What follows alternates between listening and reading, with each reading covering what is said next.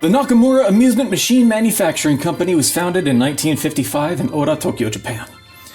For 20 years, they made and sold toys, coin-op machines, and electromechanical games to department stores and the like until 1974, when Masaya Nakamura purchased the Japanese division of Atari. In 1978, they released their first original game in GB, and the seeds of Namco's legacy were planted. Before long, they had a string of smash hits in the arcade, and Pac-Man fever was sweeping the globe. In 1994, Sony had decided to enter the home console market, bolstered by a library of excellent software at launch from a stable of development studios, Namco leading the charge with Ridge Racer, the very first PlayStation game. Namco would go on to ship an astounding number of titles for that platform in the following years. Sean Johnson covered every single one of them in one huge roundup if you're curious, and it served as the starting line for long-running series like Ace Combat and Soul Calibur, but Namco wasn't only using the power of the PlayStation and the storage capacity of the CD-ROM format to look forward to the future. Here they saw another opportunity as well, one to look backward and cement their own legacy as something worth sharing and celebrating. Bringing arcade games home was no new idea, but this new hardware allowed them the opportunity to do a lot more than a simple port or conversion. What if they could provide historic context for these games and introduce some of the lesser-known games to a new audience and dress them up in a fun custom presentation? Enter the Namco Museum, now a project that's had so many of its own branches, volumes, releases, and spin-offs that it deserves an entire museum-style collection unto itself. So that's exactly what we're going to do today. Over the last months, I've gone through and analyzed every unique release of Namco's various legacy collections across the last 30 years, so that I can give you the complete rundown that you deserve. Grab a drink and get comfortable, because we're going to dig deep down into every museum, every collection, every version, every port. Think of this project as a comprehensive, retrospective overview of sorts. You're watching Mythic Resonance. My name is Andrew Elmore, and I will be your tour guide today as we explore the Namco Museum.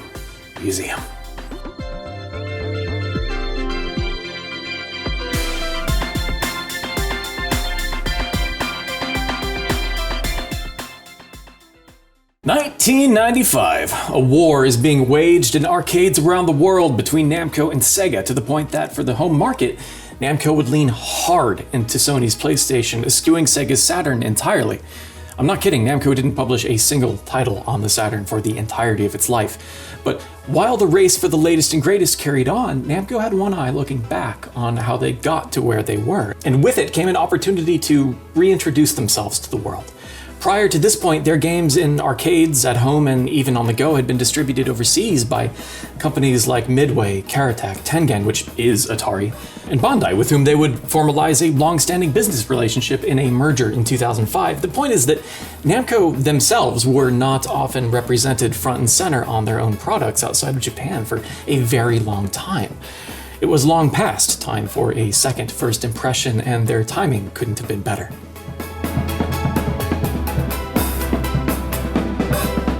Namco Museum Volume 1 was released for the Sony PlayStation in 1995. From moment one, it's clear that presentation was a priority.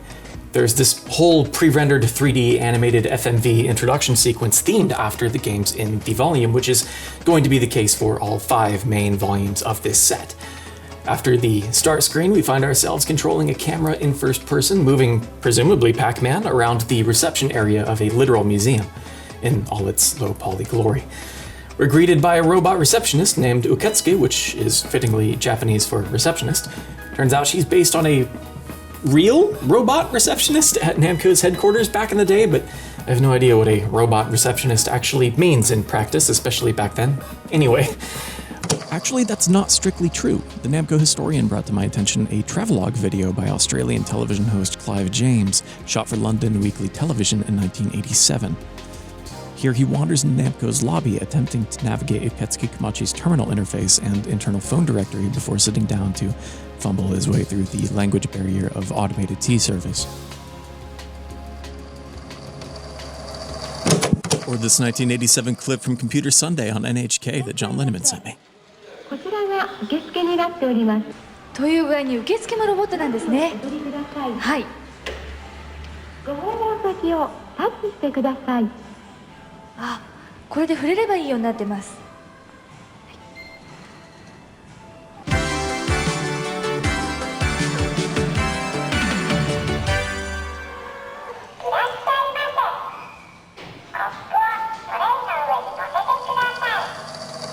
We're prompted to enter our name to the guest book for the sake of record keeping for high scores, times, what have you.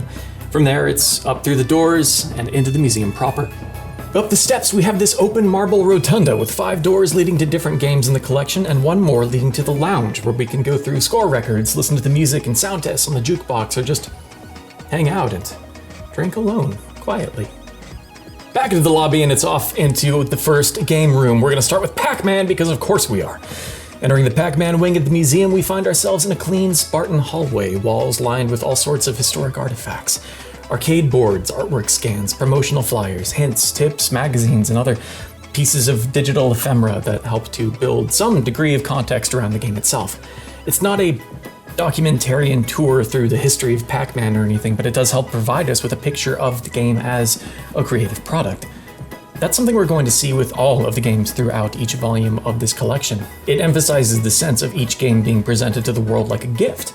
They're not, of course, they're commercial products, but this is the sort of emotional framework that they're going with in terms of presentation.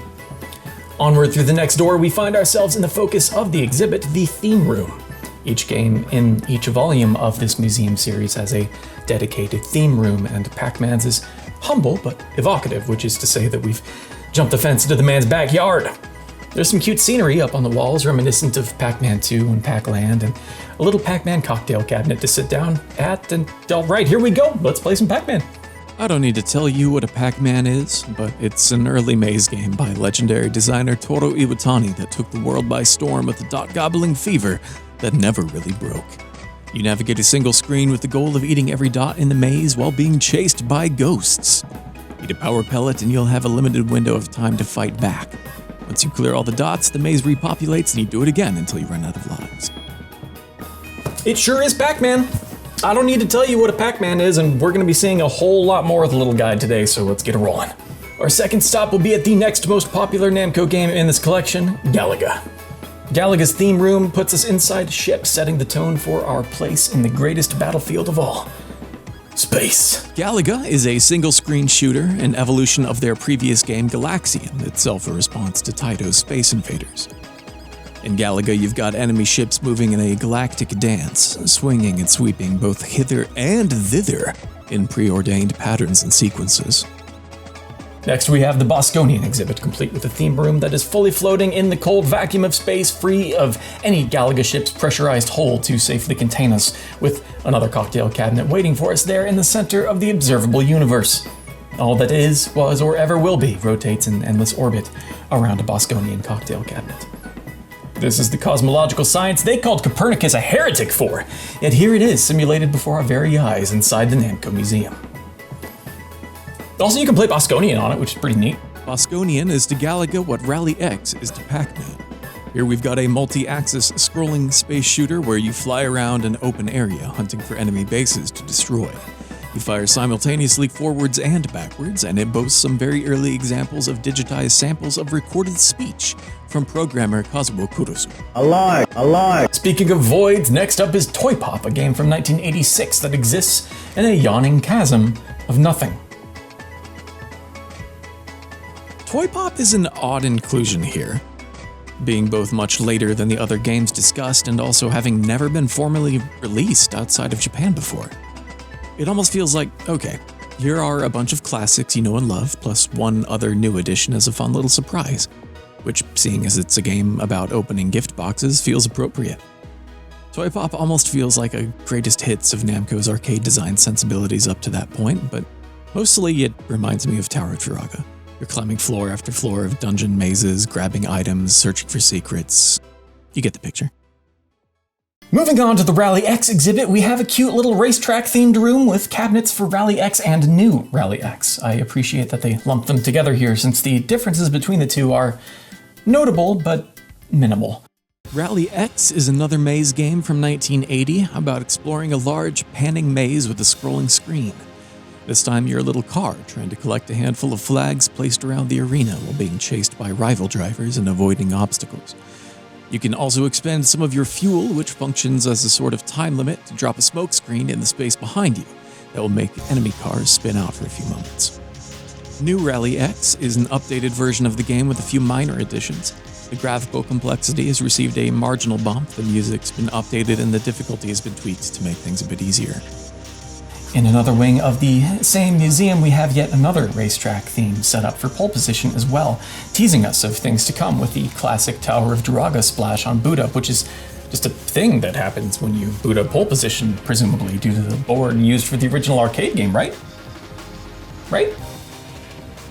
Well, it is now! Pole Position is a simple but magnificently influential racing game.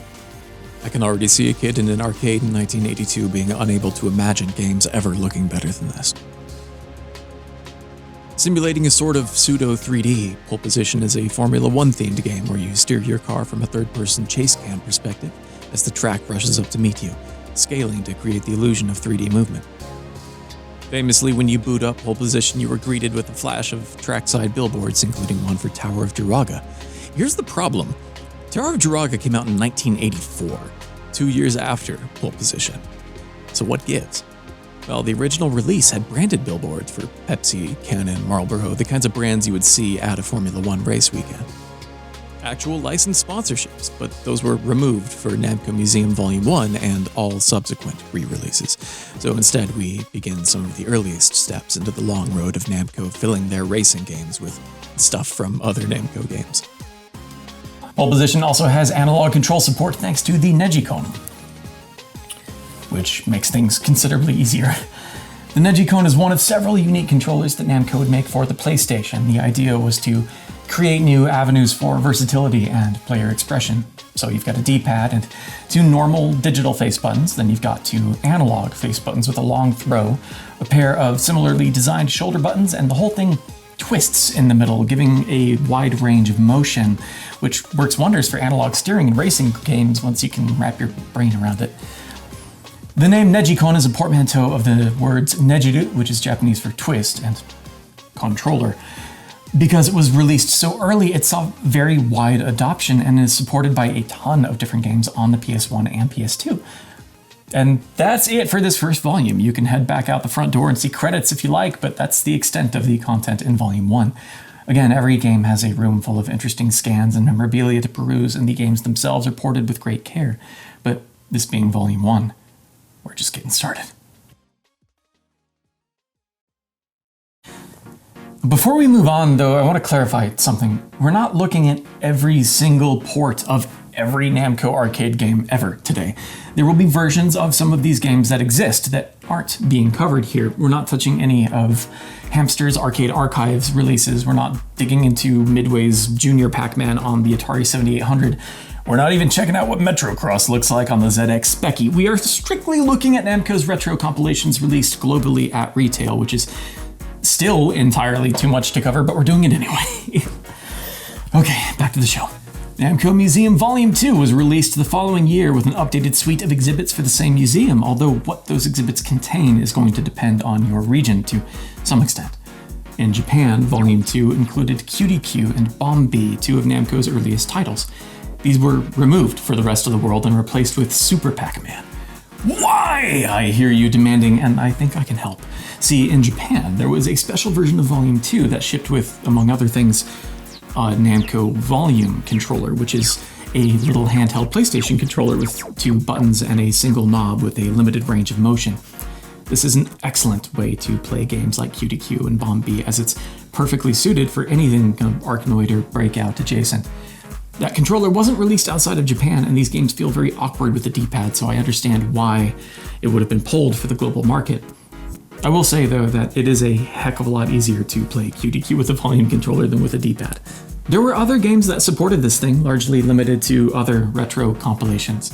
The PlayStation sees it as a Negicon, so theoretically there are plenty of uses as long as you only need two buttons. I cannot stress enough how pleasant this thing is to use and hold. It's delightful.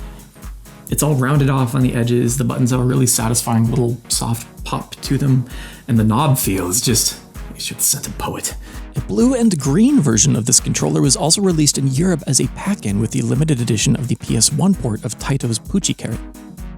QDQ is a great little Breakout clone with elements of a pinball table. Or a great little pinball table with Breakout elements in it? I don't know. If the ball contacts or passes over different background elements while in play, it will interact with them either numerically or mechanically. This was sold as a conversion kit for existing GB and Bomb B machines at the time.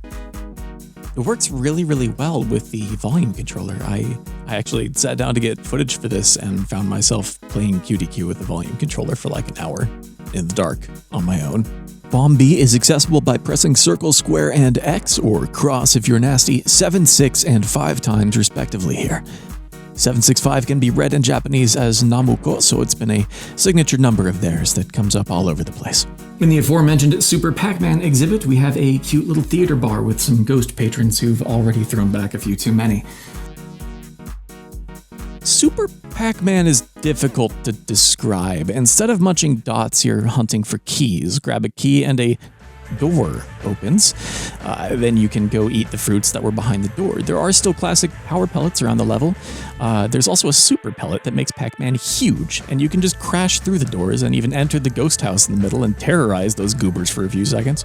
It's a very strange game that's even more difficult to describe than it is to parse the first time that you play it. Over in the Mappy exhibit, we can explore a little rendition of the game's manor setting, although it scans as Spencer mentioned to me every time. Mappy is a horizontally scrolling platformer about a mouse cop running around in a perilous trampoline mansion of cat burglars attempting to recover stolen goods. It kind of reminds me of Burger Time or Lode Runner, but much more fast and frenetic. Next up, we can brave the dark, dank caverns of Dragon Buster rules so hard. You've got a weird little guy going around, what I can perhaps most efficiently summarize as arcade Zelda. You go from point to point on branching paths of a larger world, fighting your way through quick, snappy, bite-sized dungeons in relatively rapid succession. It's always fun to see what lies around the next corner in Dragon Buster. Dragon Buster also had a Famicom-only sequel that we'll touch on here in a bit, both of which would go on to share the PlayStation later with a brilliantly inventive successor in Dragon Valor. Stepping into the Xevious exhibit, we'll quickly find ourselves inside the control room of an Andor Genesis, the walls lined with greebles and cold metal. Well, well, well, if it isn't one of the best games ever made. A vertically scrolling shooter, Xevious arms the player with 2 buttons, a normal shot that fires forward at other airborne targets, and a bomb shot with a fixed target reticle for ground targets. You'll be using them both at all times. If I let myself start talking about Xevious, I'll never stop. So I'm just going to cut myself off and say that it is, without a doubt, one of the most impactful and influential video games in history, as well as one of my personal favorites.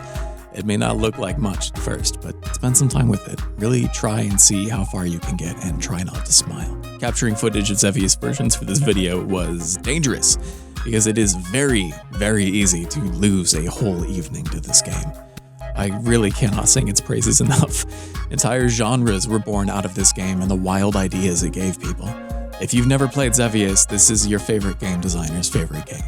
This is Arcade Shooting's Velvet Underground. God Plus has a small theme room complete with a cocktail cabinet in a perpetual state of being captured by an enemy ship. Later renamed to Galaga 3 in North America, which I guess implies that Galaga is Galaga 2 and Galaxian is Galaga 1, which is a whole mess of its own. God Plus is an updated Galaga. There's not a tremendous amount to explain here. It's a little bigger, a little more complex, a little more engaging, all in small incremental ways, similar to New Rally X. Finally, Grubda gives us a cold warehouse complete with wooden crates and metal trusses framing the tank itself as the centerpiece of the room. Grobda is a tank combat game, not unlike Atari's combat. You can shoot a laser in 360 degrees and you have a limited shield charge to defend yourself with. Grobda's cool, but it's intense. A stage can be over in seconds without you ever even needing to move from the starting position if you chain explosions together right. I wonder if this was a direct source of inspiration for every extent. That wouldn't surprise me. One other small but meaningful upgrade for Volume 2 is that they've added a little bit of historic context for each game, providing some background information that is particularly useful for the audience as we begin to wade into some of the deeper cuts, a thing that we're going to be doing more of as we move on. 1996 was a busy calendar year for Namco, even just for their legacy releases. This year we also saw the first 2 of their 3 Namco Gallery titles for Game Boy. Namco Gallery was a short-lived series of portable collections of arcade and home console games. Volume 1 was released with Battle City, Galaga, Mappy, and Namco Classic. Don't worry, this isn't another series of nested re-releases of old games to keep track of. They mean classic here just to imply that it's a golf game, like Namco Classic on the Famicom. All things considered, these are good, neat little ports that would have been nice to have on hand in a portable form factor in the mid-90s. Volume 2 added Galaxian, Dig Dug, Tower of Druaga, and Family Stadium 4 to the roster, which I think is an original game. So it turns out this is accurate, more or less. Famista 4 is in fact an original game. The Famicom, Super Famicom, and Game Boy all had simultaneous Famista sub-series of their own, and the fourth Game Boy entry is available exclusively as part of this collection. It would later be succeeded by the next entry being Famista Advance on the GBA in 2002. All three galleries are Super Game Boy enhanced, with unique artwork frames and color palettes for each game contained within, making them into perfectly valid home console experiences in addition to their value as portable collections. Portable Druaga is a true shout out to the sickos of their day, but to my knowledge, this is the only actual release of Famista 4. You know what they called Family Stadium in the United States? RBI Baseball. The sequels to RBI Baseball in the West were developed separately under Tengen, but in Japan they continued under Namco's direction off and on until very recently. So Famista 4 here is a Game Boy only entry to a console series that had many more entries. Only came out in Japan, and only as part of a collection of other previously existing old video games. Anyway, I digress. We've had our fun here in the first two volumes of the portable galleries, but it's time to turn off your Game Boy and hide it under an old hoodie so it doesn't get stolen out of the car in the museum parking lot while you're taking your sweet time in the gift shop or whatever, because we are back at the next museum.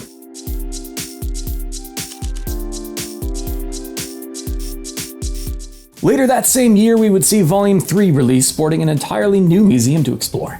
Unfortunately, we'll be doing all our exploration at 30 frames per second for the remainder of these, but I think it's a worthy trade-off for how much more elaborate the presentation is going to become as we go.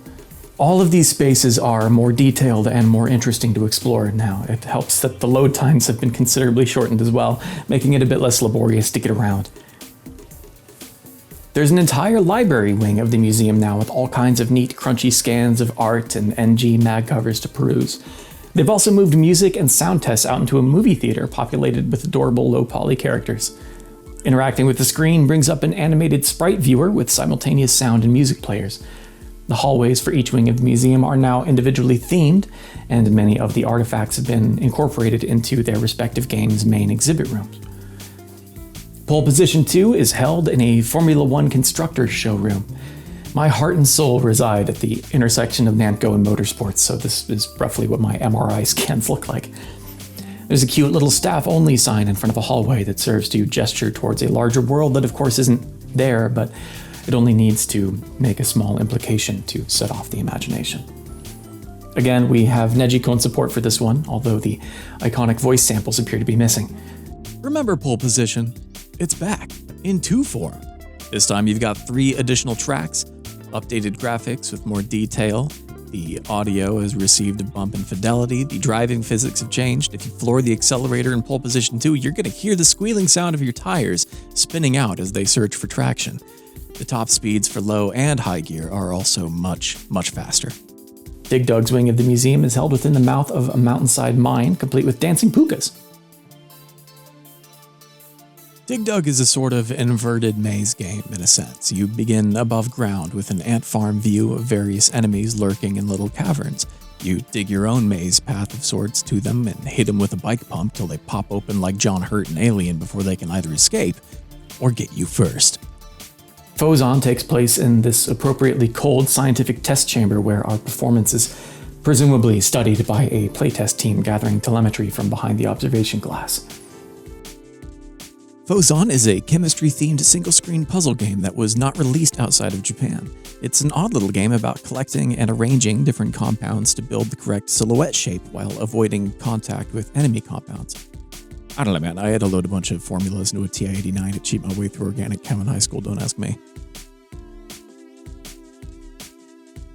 Ms. Pac-Man may have the most well-known exhibit out of the entire series. The old Pac-Man room from Volume 1 has been repurposed as a supplemental walking path to the new Ms. Pac-Man exhibit, home to an iconic song and an iconic toilet. Ms. Pac-Man.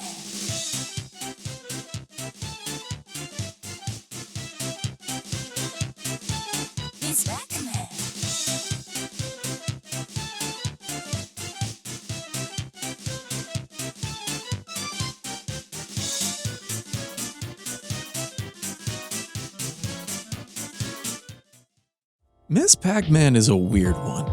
Made by a handful of college kids out in Massachusetts as a modification for Pac-Man and then officially embraced by Namco by way of Midway, it's an interesting story with lots of ins and outs, but the game itself is Pac-Man with the knobs dialed up. Ms. Pac-Man is faster, has more variations, more complex enemy AI, and many people prefer it to this day. Galaxian puts you inside a giant hangar, watching as these larger-than-life renditions of a little pixelated ship are readied into the belly of a massive docking bay, sent out at regular intervals to replenish the ranks at the front lines of whatever manner of Star Wars happening in Galaxian. Namco's response to Taito's massively popular Space Invaders of the previous year, Galaxian is a single-screen shooter that actually makes use of proper RGB color graphics, and as far as I can tell, may in fact be the very first game to use a tile-based graphic system, allowing for sprites with more than one color and the iconic scrolling starfield backdrop.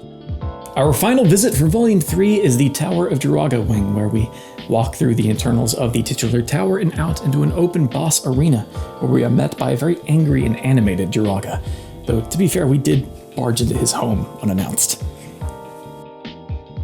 Tower of Druaga is another one of those all your favorite games stem from this inflection point moments in history.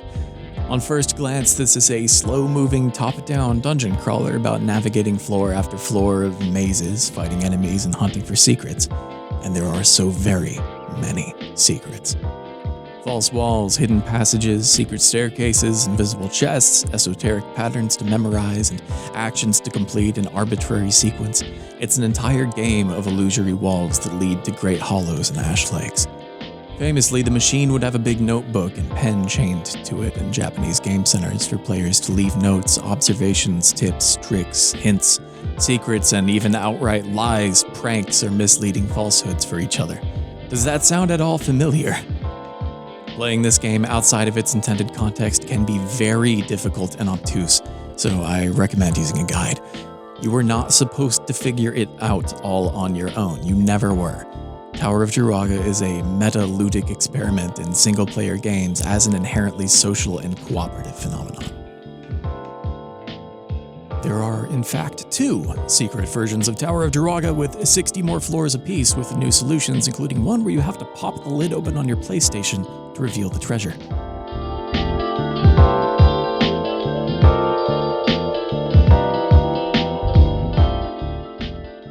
Around this time, Namco and Philips Media released arcade classics for the CDI exclusively in Europe. It contained versions of Galaxian, Galaga, and Ms. Pac-Man. Now, I don't own a Philips CDI, and getting one in North America that's in good working condition is exceptionally difficult and expensive, as they have a 100% failure rate that can only be averted with an infamously difficult and surgical mod using a tiny Dremel to get inside a chip. As a result, I captured all my CDI footage from the Mr. Core. Galaxian is largely fine on the surface. It has some technical hiccups, but it's largely been untampered. Galaga, however, is contained inside a small window laid out on screen with the UI elements having been separated off into their own windows. Ms. Pac-Man has been completely reworked. There's all new art, having been treated with the signature European pillow shading and animation frames of the era. The game board fills the screen now, meaning you have to pan up and down to see everything. An argument can be made that this is more visually enticing, a baby step away from navigating a cereal box maze and towards traditional dungeon crawling, but speaking realistically, I'm playing a Pac-Man game. I need to see the whole board. They added a ton of new maze maps and modes to explore, many of them explicitly breaking the established grid of the Pac-Man board and making for awkward, uneven terrain that's unintuitive and inelegant, though. They found a way to make Ms. Pac-Man feel bad to play, which is a feat all on its own, I suppose. The CDI is not a video game console, really. It's a multimedia device from the CD-ROM era that happens to also have some video games on it. This is, if only by a technicality, one of them. Now, I can navel gaze and info dump at you all day long, but I can only offer so much insight to someone with no first-hand experience with the platform. Luckily, I know a world-renowned expert on the matter. Take him to school, Audie. Well, hello there. Audie Surly here. Now, besides my healthy love for vodka and deep-fried eggs, You might be surprised to also learn that I'm an avid CDI fan. Yes, sirree, Bob. This here collection takes us from the exceptionally bloated Namco Museum Volume 3 6 titles to a succinct, curated 3 titles, including Ms. Pac-Man, Galaga, and Galaxian. Released in mid-1996 on the Philips CDI. This collection gives us 3 of Namco's finest, and rather than focusing on accuracy, they focused on CDI, giving us a truly unique experience with fun and comfortable control.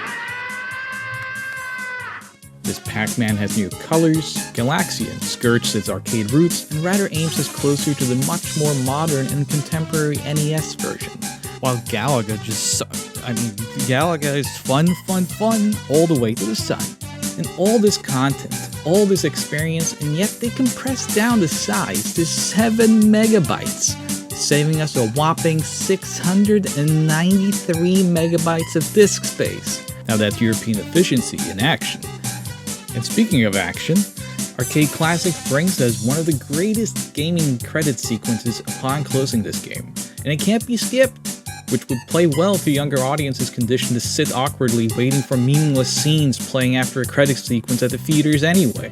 Oh, and did I mention that you can even play these games in 2 players?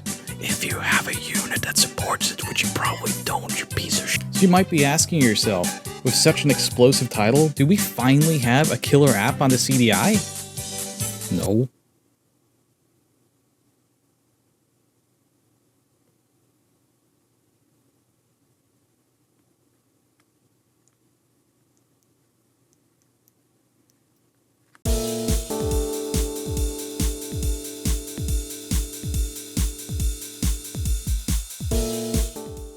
Volume 4 was also released in '96 and ratchets the production values and exhibit theming up one more notch. We're still in the same museum, but now our theater has a live show from in-house animatronic band Pick Pack, and our library wing is now found in a skyscraper bar overlooking a quiet city at night. Namco is pushing forward in the world of animatronics in the 80s beyond robotic reception and T-service, if you can believe it. Back then, Namco had their arcades, their home games, their game-themed parks, a limited presence in home electronics, and indeed robotics. If you want more information on the real-life band that Pickback is based off of, there's a fantastic video from Dom Video Dojo that goes into fascinating depth on the subject. You look up and press the action button here, Uketsuki will turn human. Either that or I'd be a really easy mark for a T800. Our first exhibit is Assault, which contains versions 1 and 2 of the game arrayed around the entrance of a Martian research base or something. What's that? Oh, the difference you ask. Look, man, I don't have all the answers. Or do I? Assault is a multi-directional shooter about maneuvering a spiral tread tank with dual sticks through 11 levels, blowing everything up along the way. There are strategically placed jump pads that give you a few moments to safely rain fire down on enemies from above. You can strafe, flip up on your side. There's all kinds of little movement tech things to master that give the player a lot more fine control than it may initially appear. Assault and Grobda have both been cited by Wolf Team as sources of inspiration for their incredible tank shooter, Granada, and I'm reminded of Konami's Jackal as well. This version also has analog stick support, which helps out a great deal. The mysterious X room can be brought to life by holding the shoulder buttons as well as up and a triangle at the statue. In spawns the woman from the sign out front. Talk to her and a pedestal will appear. Activate that and the house lights fade up, revealing a sort of holodeck that gives way to a stadium celebrating Assault Plus, a sort of update/quasi-sequel to Assault. Assault Plus is a sort of lightly remixed version of the ROM that shipped only in Japan. The levels are broken up into separate chunks and have some very minor art changes. You could make the argument that maybe it's a little bit more difficult, but it's kind of more of a rebalancing across the board. The second on the list is Ordine, which is held through a mid-flight terminal walkway. Don't think about that too much. And in the open floor plan fuselage of a big old cartoon airplane that I can only describe to the uninitiated as Space Channel 5 adjacent.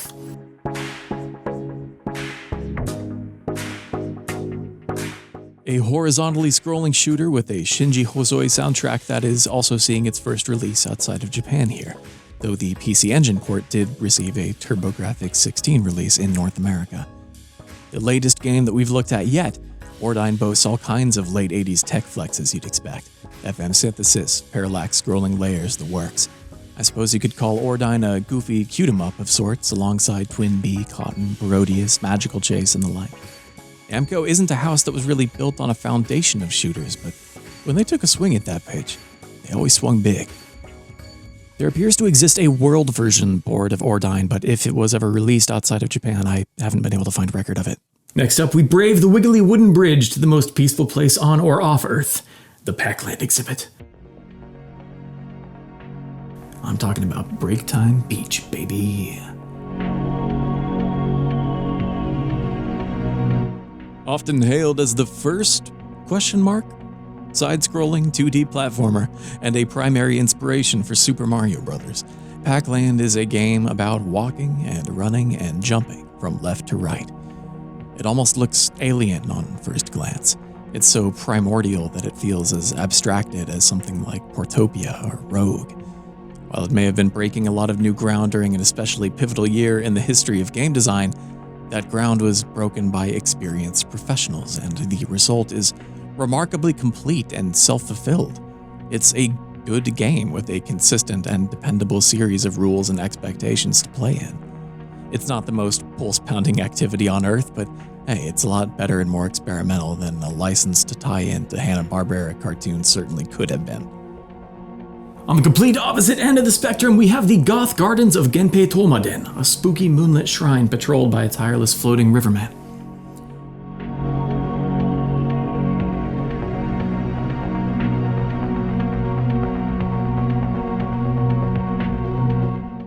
Genpei Tolmaden, another title being released outside of its home country for the first time, now under the title of the Genji and Heike clans.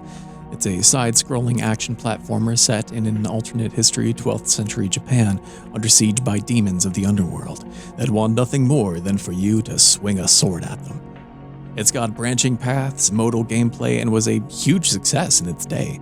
It's also a mark of accelerating progress in that it's one of the most technically complex games we've looked at so far in this video, releasing just a scant 24 months after Pac-Land. Additionally, holding the shoulder buttons on boot up for this volume will activate a hidden FMV sequence for Genpei Tolmaden.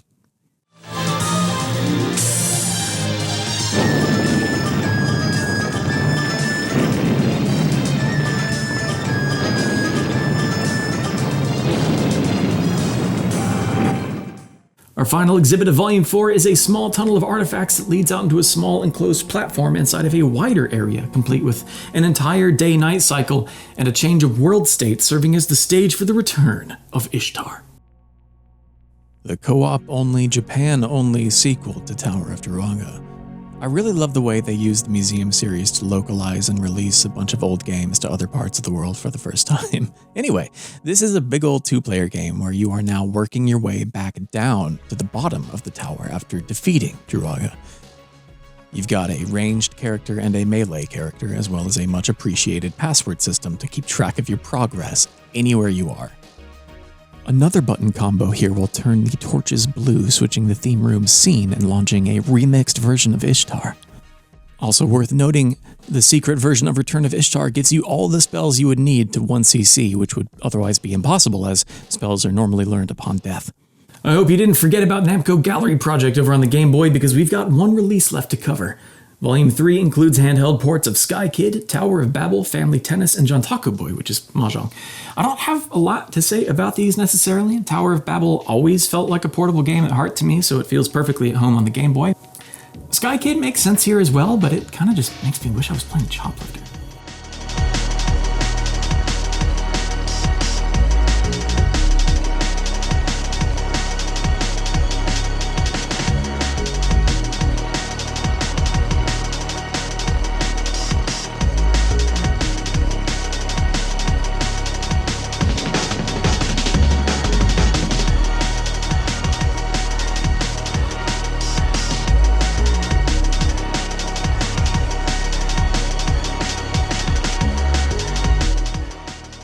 In 1997, Namco would release its most elaborate and intricate multi-layered museum with Volume 5. Everything is now split between multiple stories, including a basement, and every exhibit has that much more to see. The whole thing is still a small and self-contained affair that uses little things just out of reach to paint a picture of a bigger scene, like we're just visiting one part of a mall that's been all decorated for the holidays, late 90s style. Gone are the dedicated rooms for library and theater. Instead, all of these elements are rolled back up into each game's exhibit. The first of those exhibits we're going to check out is for Pac-Mania. An empty hallway at first glance, but if you've seen Pan's Labyrinth, you know to eat all the forbidden fruit falling through the trapdoor and into the exhibit proper. An outdoor scene featuring a log cabin just like the one from summer camp as a kid. The one where you got yelled at for stretching plastic wrap across the toilet bowl underneath the lid at night. Anyway, instead, inside, everyone is chilling until you pick up the power pellet, and then they all bolt out the window because my man's gone absolutely mad with Pac-Mania. Pac-Mania is Pac-Man, but 7 years later. This time around, we're looking at a lot of faux 3D and flattened oblique perspectives. Not quite isometric, but similarly tilted to provide a convincing illusion of depth. We're zoomed in this time with enough detail to see the cute, expressive faces of the characters on screen. The mazes are also much larger this time around, with a closer camera allowing for more explorative experience. You can't see the whole board at once like in original Pac-Man. The screen scrolls and pans around as you move about the stage. Different stages have different visual themes and aesthetic treatments. We've got 2 more ghosts with different behaviors, and above all else, a jump button. Please consult your doctor if you begin to experience symptoms of Pac-Mania. Back out into the museum on the same floor is Metro Cross. This hallway is also a trap, but this one leads to a dark void where vaguely Metro Cross themed doings are transpiring. You've got an interactive jump pad, a skateboard, and a big rolling can that can and will run you down with impunity. Metro Cross is an auto-scrolling platformer running on the Pac-Land board. You control the runner and maneuver him around obstacles as he runs from left to right.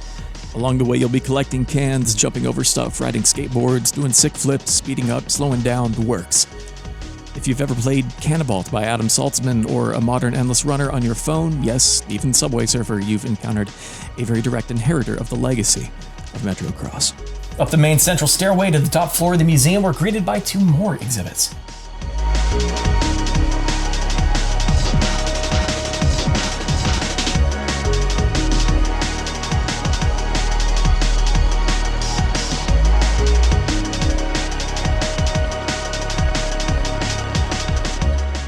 First is Legend of the Valkyrie, a multi-part forested area reminiscent of Etrian Odyssey. Of all the Namco Museum exhibits that aren't Pac-Land's Break Time Beach, this is the one that feels most comforting and pastoral. I want to spend real time here watching sunlight filter through the verdant leaves and taking a nap under the trees. I'm so tired. I'm so tired.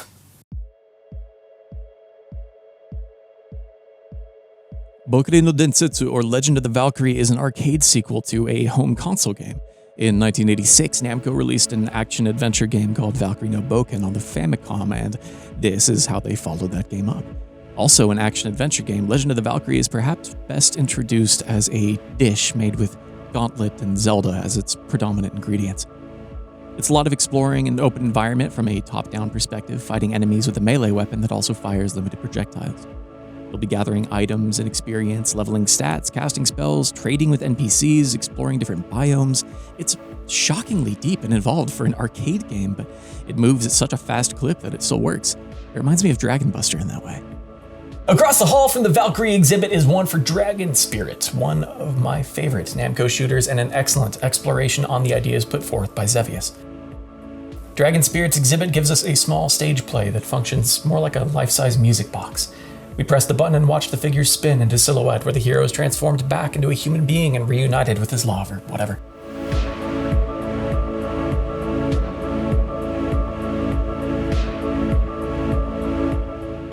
Dragon Spirit is a vertically scrolling shooter, in many ways a direct evolution of concepts introduced by Xevious. You've got dedicated buttons for blasting airborne enemies ahead of you and bombing ground plane enemies beneath you. This time, however, you've got such modern affordances as a health bar and power-ups to improve the efficacy of your weapon or, grow another head or 2. The music was composed by the living legend Shinji Hozue, who was a Namco visual artist prior to this game, but the other composers were busy with Genpei Tomaden, so Hozue-san was given his shot here. And he did such phenomenal work that he shifted careers entirely and is now one of the most prominent composers in video game history.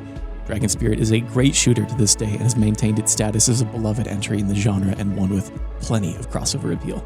But there's still one more level to the Volume 5 museum, and it's all the way downstairs. Maybe that's right. I'm talking about that Baraduke basement. The entire basement floor is a big scary cave full of Baraduke.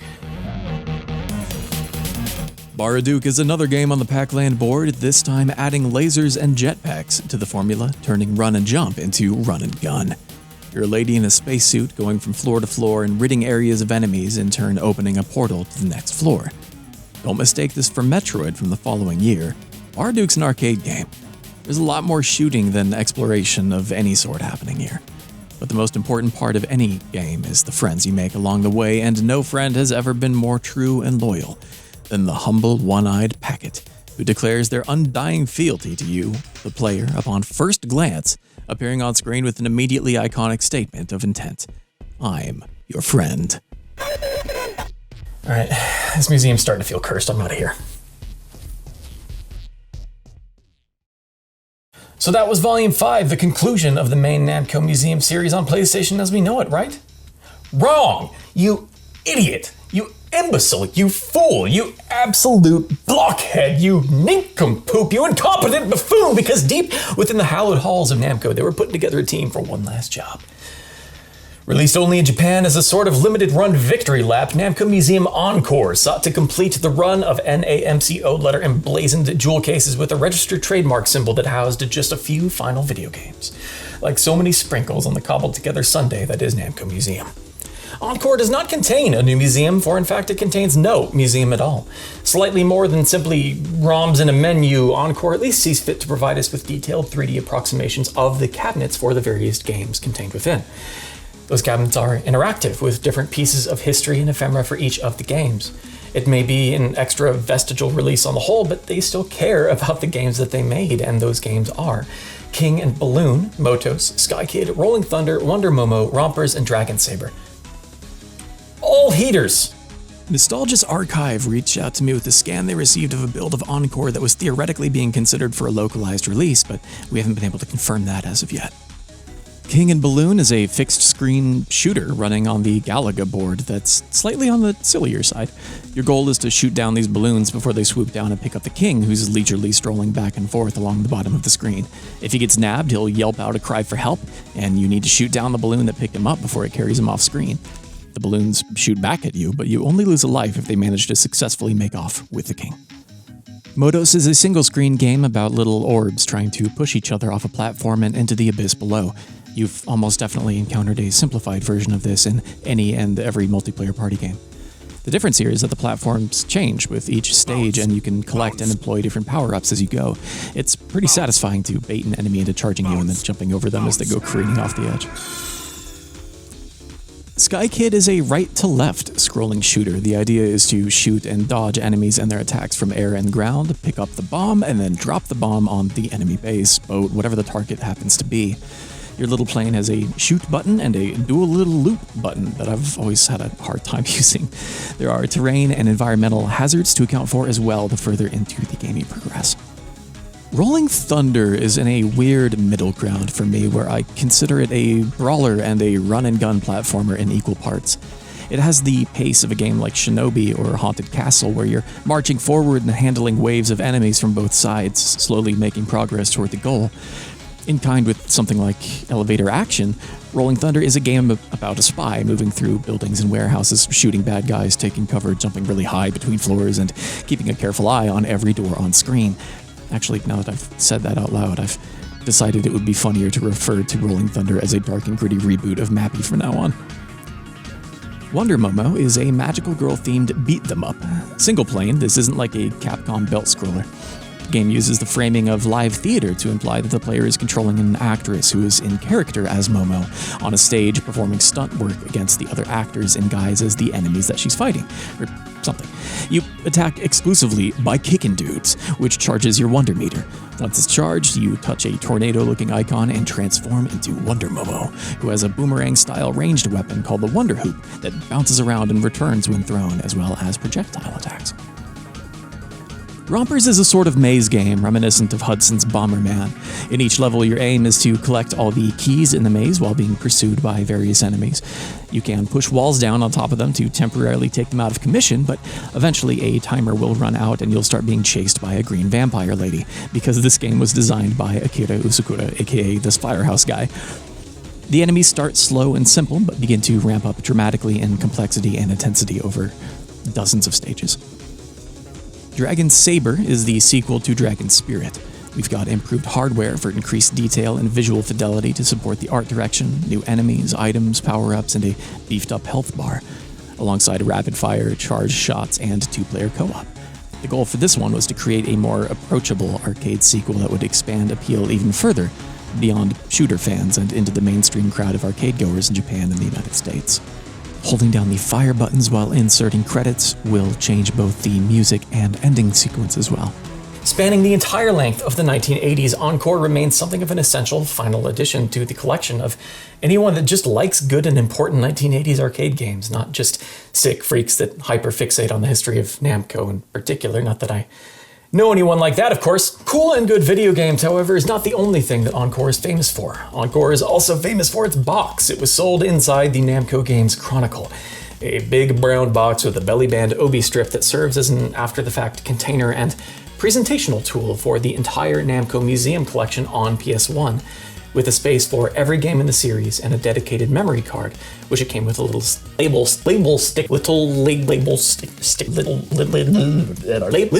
sticker, anyway, that took so many takes. Within 36 months, Namco has gone from creating one small nostalgic release celebrating their past to a physical object that allows you to collect their collections and celebrate their celebrations. We're nostalgic for nostalgia at record-breaking turnaround times. Namco Museum Volume 1 and 3 sold extremely well in the United States on PlayStation. Volumes 2 and 4 did okay, 5 didn't do so well. Critical reception and sales numbers seem to correlate, and it appears to come down to the popularity of the games on the individual volumes, as well as a general sense of getting long in the tooth by the time they got to 5. I get the general sense that the collections were made for Japan first, with other markets getting them as a matter of course, as opposed to tailoring the game collections for each region's overall preferences, given the amount of extra content they were putting into each game into a given volume during the first salvo. And maybe that's one reason they stopped producing to this kind of scale.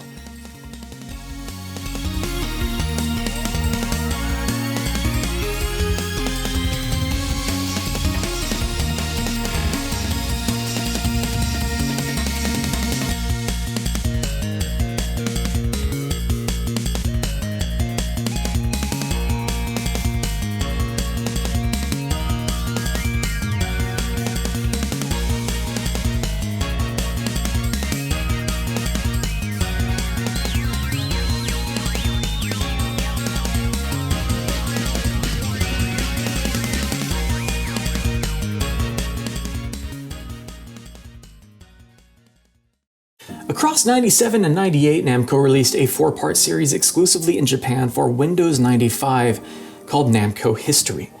I want to thank Misty DeMeo and Thomas James for helping me get this up and running, because it turns out the Japanese version of Windows 9X is fragile and unpredictable, even on real hardware. Volume 1 comes in the form of a little hardback booklet that opens to reveal a Xevious backdrop, instruction manual, and the CD.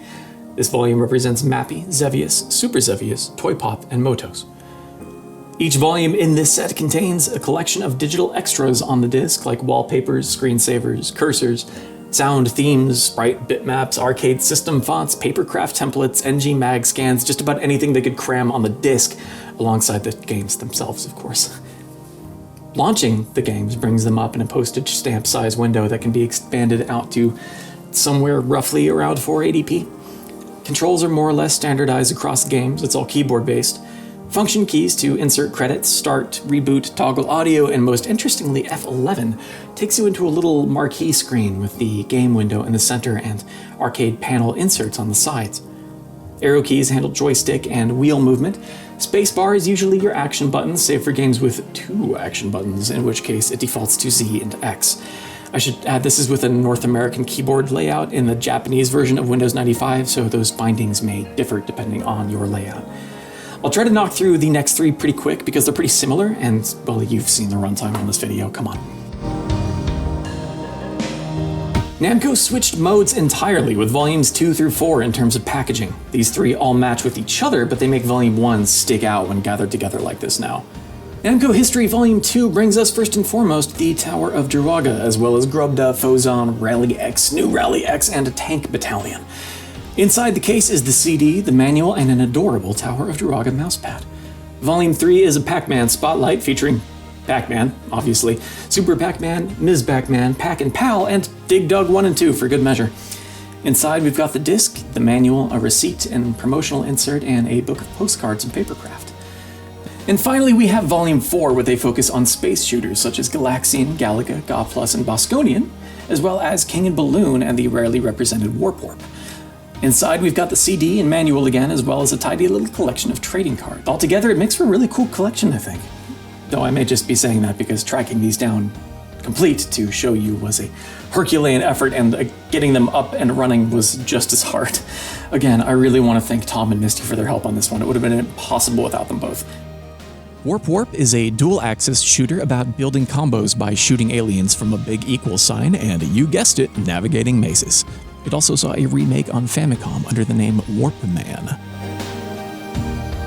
Microsoft Arcade was a compilation of Atari games in 1993 that received 2 follow-ups for Windows 95 featuring Namco titles. First is Return of Arcade in 1996, which contains Dig Dug, Galaxian, Pac-Man, and Pole Position.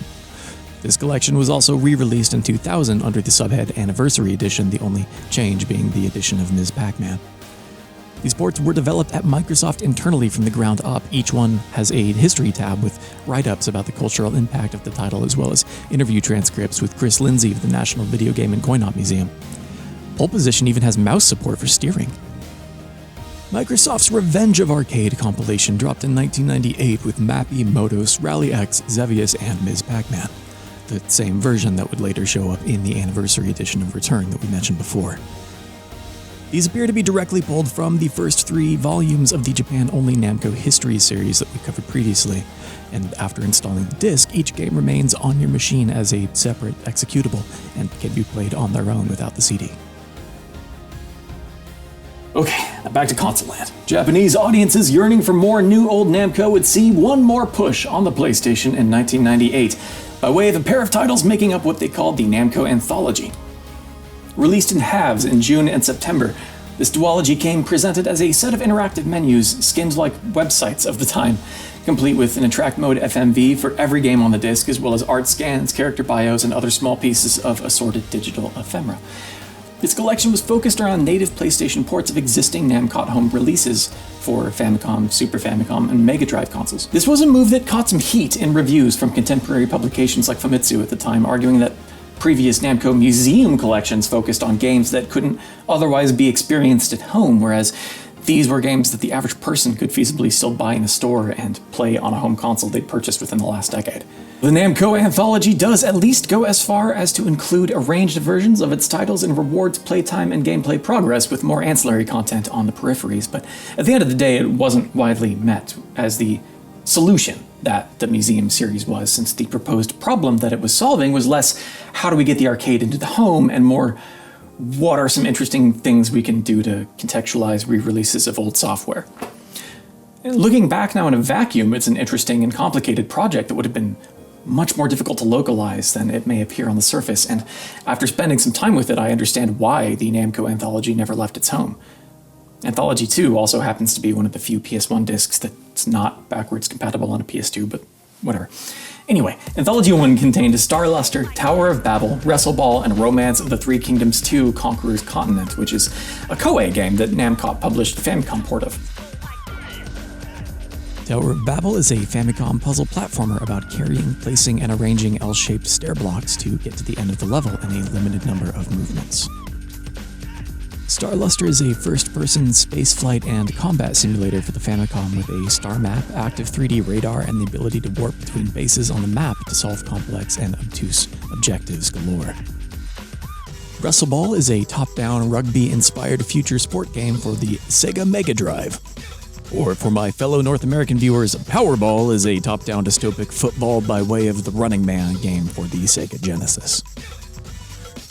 Romance of the Three Kingdoms 2 Overlord's Continents is, in this case, a Toze Develops port of the second entry in Koei's wildly popular Three Kingdoms series, allowing for 1 or 2 players to take turns conquering and uniting all of China. A task easier said than done.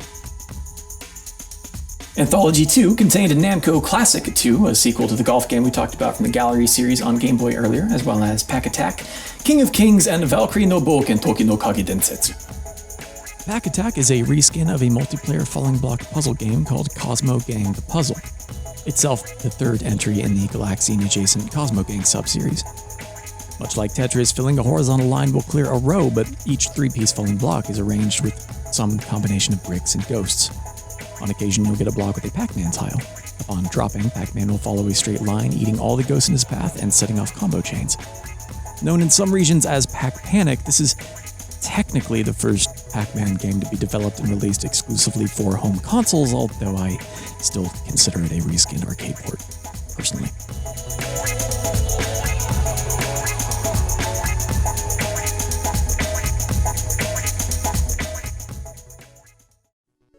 King of Kings is a turn-based strategy game for Famicom developed by Atlas that makes jaw-dropping use of the Namco 163 wavetable sound chip, one of only 2 games to use all 8 of its sound channels, the other being Atlas's adventure game Erika no Satoru no Yume Boken of the same year. King of Kings is a tabletop wargaming-inspired endeavor, spiritually akin to something like Romance of the Three Kingdoms. All things considered, even if it was totally translated, this just would have been a really weird release outside of Japan. The concept is interesting on the surface, but you need a completely different selection of games, which would necessitate changing all the content and doing a fresh batch of ground-up port jobs and arranged remakes. This is too much.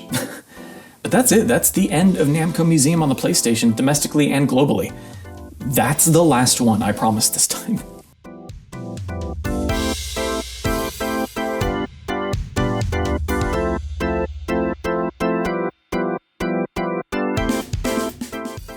Eagle-eyed listeners, I meant what I said, will notice that we still have what experts are calling quite a bit of video left. So what happened? Well, the concept of a Namco museum has never really left us, but some things have changed. Namco was not the first company to release a collection of beloved old arcade classics on a home platform, but they were the only ones extrapolating the museum part of the idea into any kind of literal representation of space. The standard was more or less set at list of arcade games to pick from at will. And what a standard. Such untold opulence was heretofore unheard of back then. To pluck a freshly ripened arcade ROM off the carefully pruned orchard tree of a compact disc and play to one's heart's own end of content was to live as the heathen kings of old. To know a life with unfettered access to asteroids was to know a life free of want. Imagine if the only thing standing between you and the world record in Missile Command was your electric bill and the unceasing march of time. Any reasoning I can give you as to why this happened would be pure conjecture, but from here on out, Namco Museum releases are going to follow this mold as well. Don't worry, they're still interesting enough that I went completely outside of my own mind researching for this video, I promise. And I think this stuff is worth documenting regardless. We're still going to be looking at a quarter century's worth of different ways that a massive media company has sought to represent and celebrate their own history through different organizations and on different platforms, all at different levels of budgetary considerations. I hope you're ready, because it's only now that things have gotten normal that they can start getting properly weird. Here we go.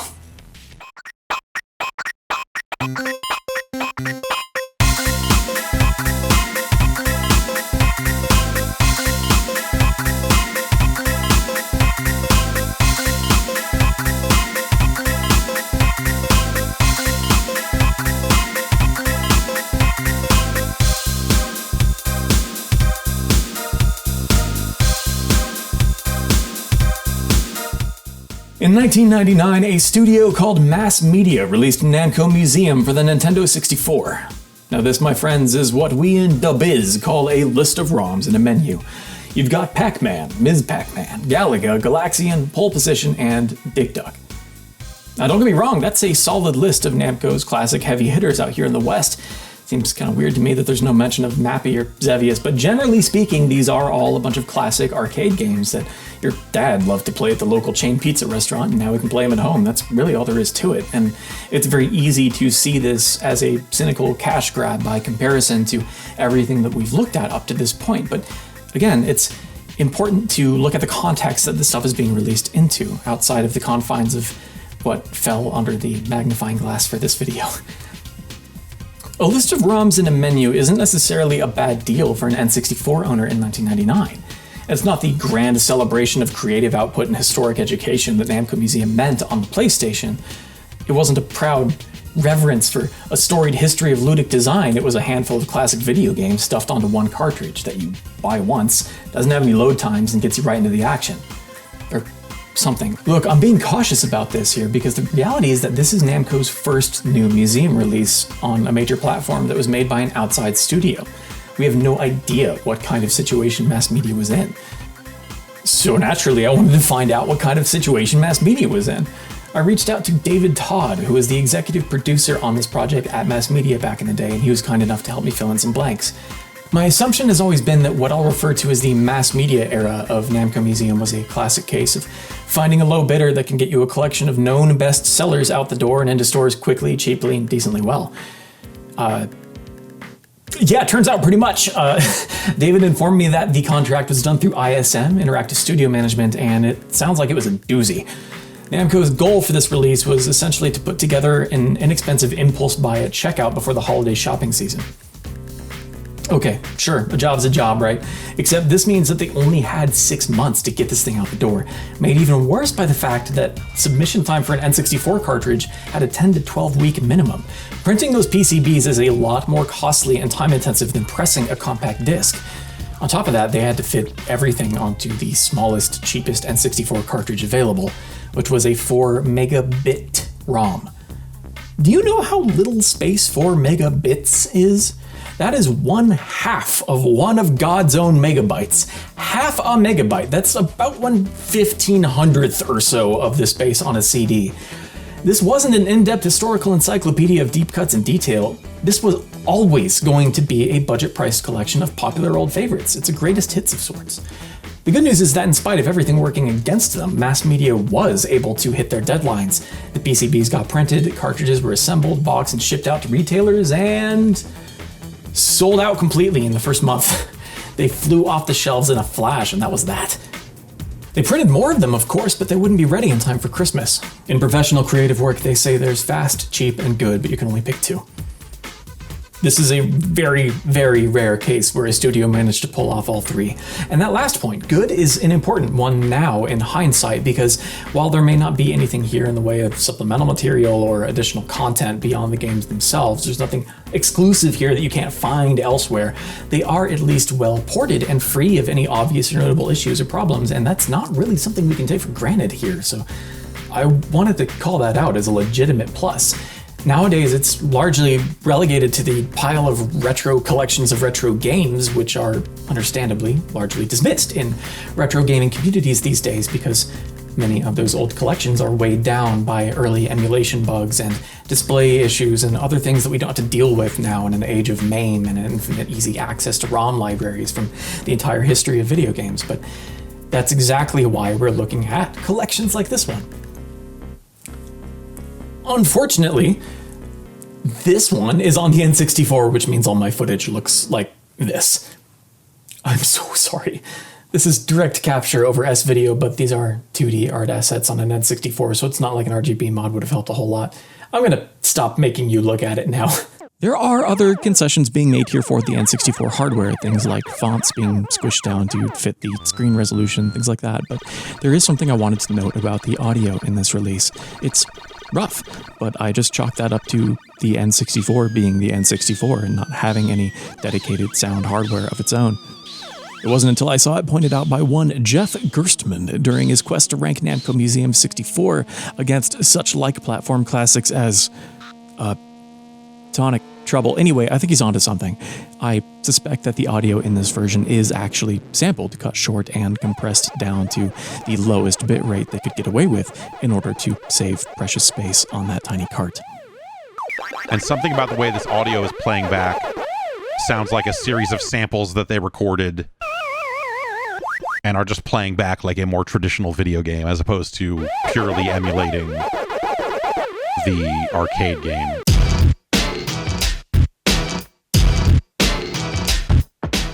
In 2000, Mass Media released Namco Museum for the Dreamcast. It's the N64 release, but on the Dreamcast. On paper, it's identical to the N64 release, but there are little hardware things that make it interesting in retrospect. First off, we're now looking at 480p capture over VGA.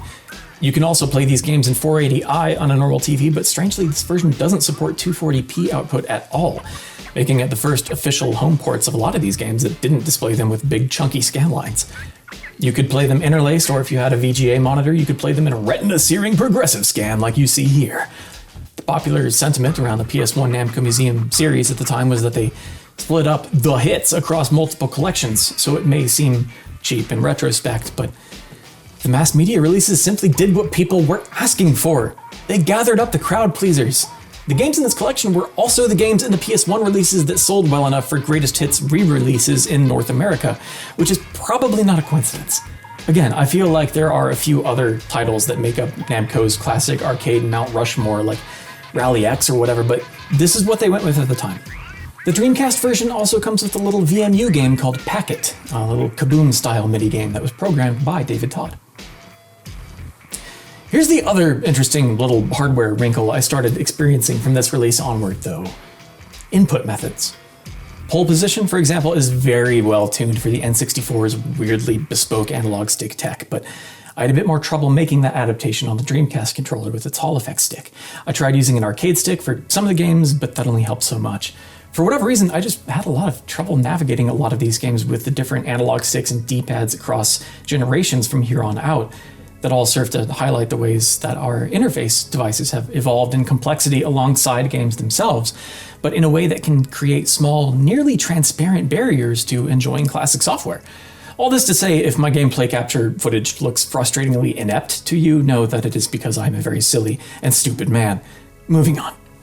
In 2001, Nintendo finally released their long-awaited generational follow-up to the iconic Game Boy with the Game Boy Advance. The GBA had the distinction of launching with two separate collections of classic Namco games by way of our friends at Mass Media. That's right, it got a Namco Museum devoid of Pac-Man, and a Pac-Man collection distinctly devoid of not Pac-Man. Namco Museum on GBA received Galaga, Galaxian, Pole Position, Dig Dug, and Ms. Pac-Man, who was presumably not on speaking terms with Pac-Man at the time, who was given his own collection consisting of Pac-Man, Pac-Mania, Pac-Attack, and Pac-Man Arrangement. Everything has been stripped bare for storage capacity here. Music has been shortened, bit rates are lowered, multiplayer features are cut, but the games were there and they worked. Being trapped in the back of an SUV with a borrowed GBA, a Pac-Man collection, and nothing was a very good way to kill a very long road trip learning those games all too well back in the day, let me tell you. At least until the sun went down and you had to bust out the old worm light. Which I feel like the glare on those was more harmful than helpful, whatever, anyway. Later that year, Mass Media's Namco Museum, such as it was, got something of a director's cut re-release on the PS2. In addition to the standard flight of Pac-Man, Ms. Pac-Man, Galaga, Galaxian, Pole Position, and Dig Dug, we now see a few more small additions like Pole Position 2, Pac-Man Arrangement, Galaga Arrangement, Dig Dug Arrangement, and 2 hidden extra games to be unlocked, Pac-Attack and Pac-Mania. Now that we're talking in earnest about the arrangement games, I feel like I need to clarify for my fellow English speakers, arranged in context like this just means like remix.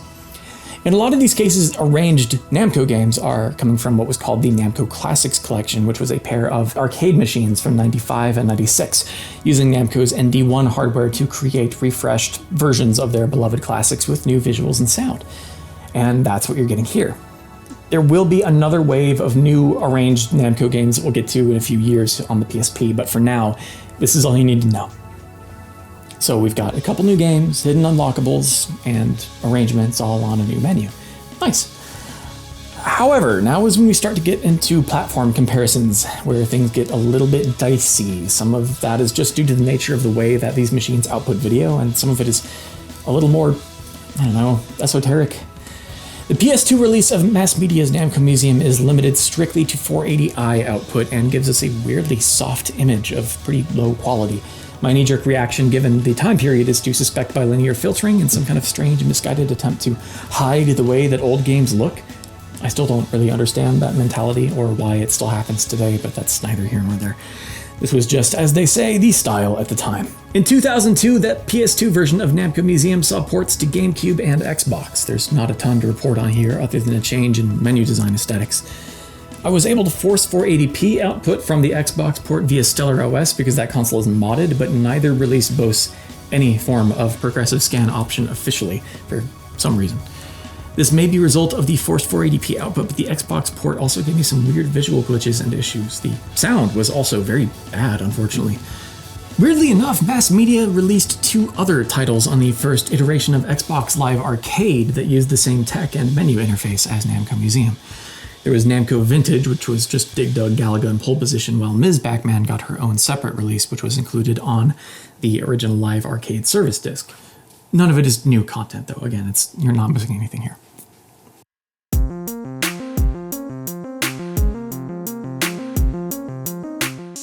And then the world was plunged into 3 long years of darkness until the clock struck 2005 and Namco turned 50. For their 50th anniversary, Namco saw fit to release 2 completely separate collections to catalog and celebrate their storied history. First and foremost was the aptly titled Namco Museum 50th Anniversary, a title that was released on roughly a bazillion platforms due to it being 2005. That's the one that we're going to dig into first.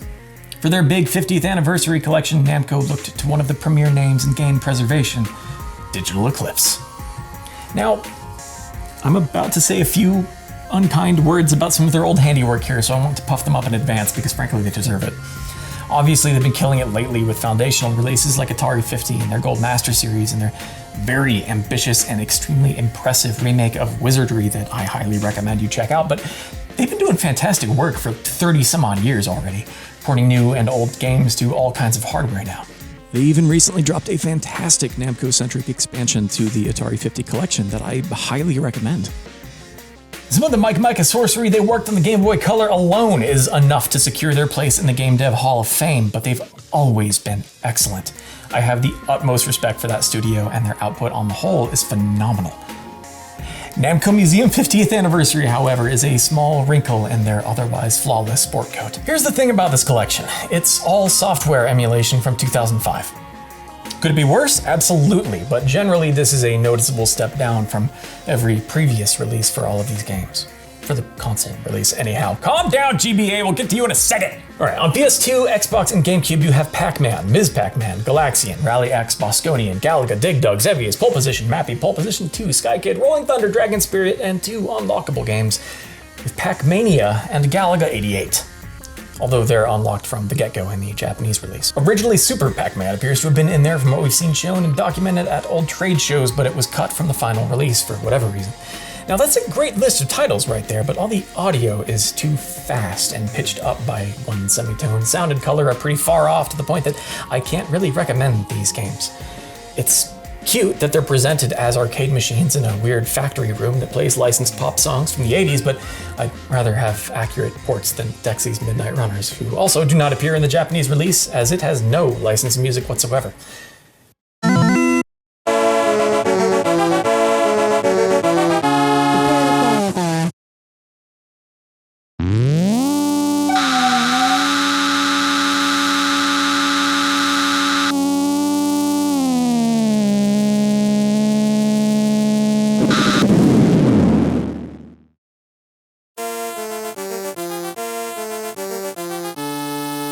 Prepare to qualify.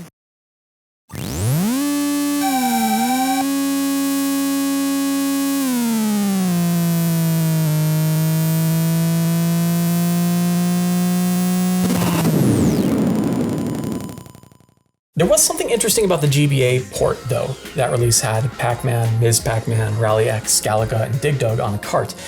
Originally, it was going to have Bosconian instead of Rally X, but for whatever reason, we got Rally X. So here's the cool part. Digital Eclipse's Namco Museum on GBA offers a Tate mode, so you can play it like a weird lopsided Wonderswan. This would actually become the norm for mobile versions of Namco Museum titles in the future, and it all started here with this release. Namco Museum 50th Anniversary also got a limited physical release on Windows XP, but it's very difficult to track down a copy nowadays. This took me nearly as long to find as the History series, and I had to import it from Europe. Nothing terribly interesting to report here beyond the resolution being locked to 640 by 480, unless you edit some INIs, and having the option to disable anisotropic filtering in the settings to reclaim your nice, sharp, pointy pixels. It appears to suffer from uneven pixel scaling, resulting in a very distracting shimmer at intended resolution, though, and it suffers from the same audio issues as the console ports. I extra don't recommend this version.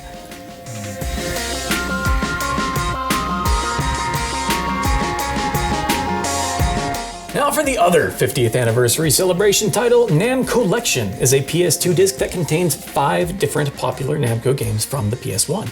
That's right, this is 5 full-on retail CD games from the previous generation, all crammed onto one DVD. I really like this because it's the latest period in the timeline where we see Namco looking back at their recent past and celebrating their history past the 1980s. This collection includes in their entirety Ridge Racer, Tekken, Ace Combat 2, Klonoa, and Mr. Driller. Some of these games are larger, more dense experiences than others, but they all serve to showcase some of the ways in which Namco had really been firing on all cylinders at home and in the arcade throughout the previous decade. It's also the only semi-affordable way to get a copy of Klonoa on PS1 these days. Yeesh. As a collection though, Namcollection is a little bit weird. Ridge Racer, for instance, was a game that ran at 480i 60 in arcades, 240p 30 at home on the PlayStation, until the bonus disc of R4 released a version of it with limited scope of content that ran at 480i 60. That's a different thing though. This version, however, manages to split the difference. It's the full-fat original game, still at 30 frames per second, but it's been bumped up to 480i now for whatever reason. Tekken and Klonoa remain at 240p 60, which is their norm, but same goes for Mr. Driller at 480i 60, but Ace Combat 2 has also been bumped from 240p 30 up to 480i 30 for whatever reason, just like Ridge Racer. The games themselves are entirely the same. Otherwise, as far as I can tell, they're just interlaced now. So aside from those 2 weird resolution notes, the Namcollection on PS2 is a pretty fantastic little bundle of some of Namco's best PS1 games, which is nothing to sneeze at, whatever that means. What does that? Okay, there are actually a few other upgrades here to mention that my friends John and Corey brought to my attention. All these games have been subtly improved in very small, nearly imperceptible ways. Kaze no Klonoa actually has slightly cleaner image quality, less dithering with better texture clarity, it loads faster. Arguably, this is the best official version of the original game if you don't mind that it's in Japanese. And there's more, they managed to eliminate texture warping from Tekken and Ridge Racer. This is a great collection. Kaze no Klonoa is a 2.5D platformer in the traditional sense, which is to say that it takes place on a 2D plane woven through a polygonal 3D world, much like Kirby 64, Strider 2, or Tomba. You play as Klonoa, my beloved son, running and jumping your way around the beautiful wonderworld of Phantomile, using your wind ring to solve platform puzzles and use your enemies as tools and weapons in the environment to a score of some of the best music you'll hear in your life. Namco picked up some of Sega's Virtua Fighter staff and made an earth-shattering impact in 1994 with the release of the original Tekken, a foundational 3D fighting series that's still with us today. The game was praised for its accessibility with intuitive controls and lower barrier to entry than its peers, which helped it to grow massively popular when it came home to the PlayStation. Another series that's still active, Ace Combat began in arcades on System 22 hardware and was followed up early on in the PlayStation's lifecycle with a home game that maintained a distinctly arcade bent. Ace 2 is where they began to extrapolate those fundamentals into a more complex carb with narrative framings and branching paths, enemy aces, huge tech upgrades, and drastically tightened up controls with DualShock support.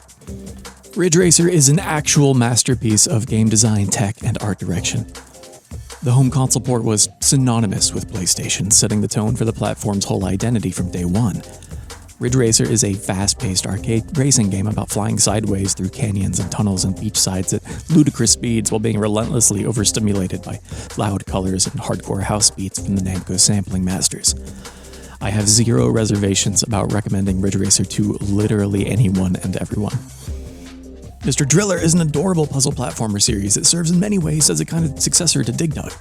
The goal is to keep drilling downward, popping pieces of the grid well as you go without running out of air or being crushed by falling blocks. Now, my friends, we enter the wide world of the Namco Museum on the PlayStation Portable here in 2005.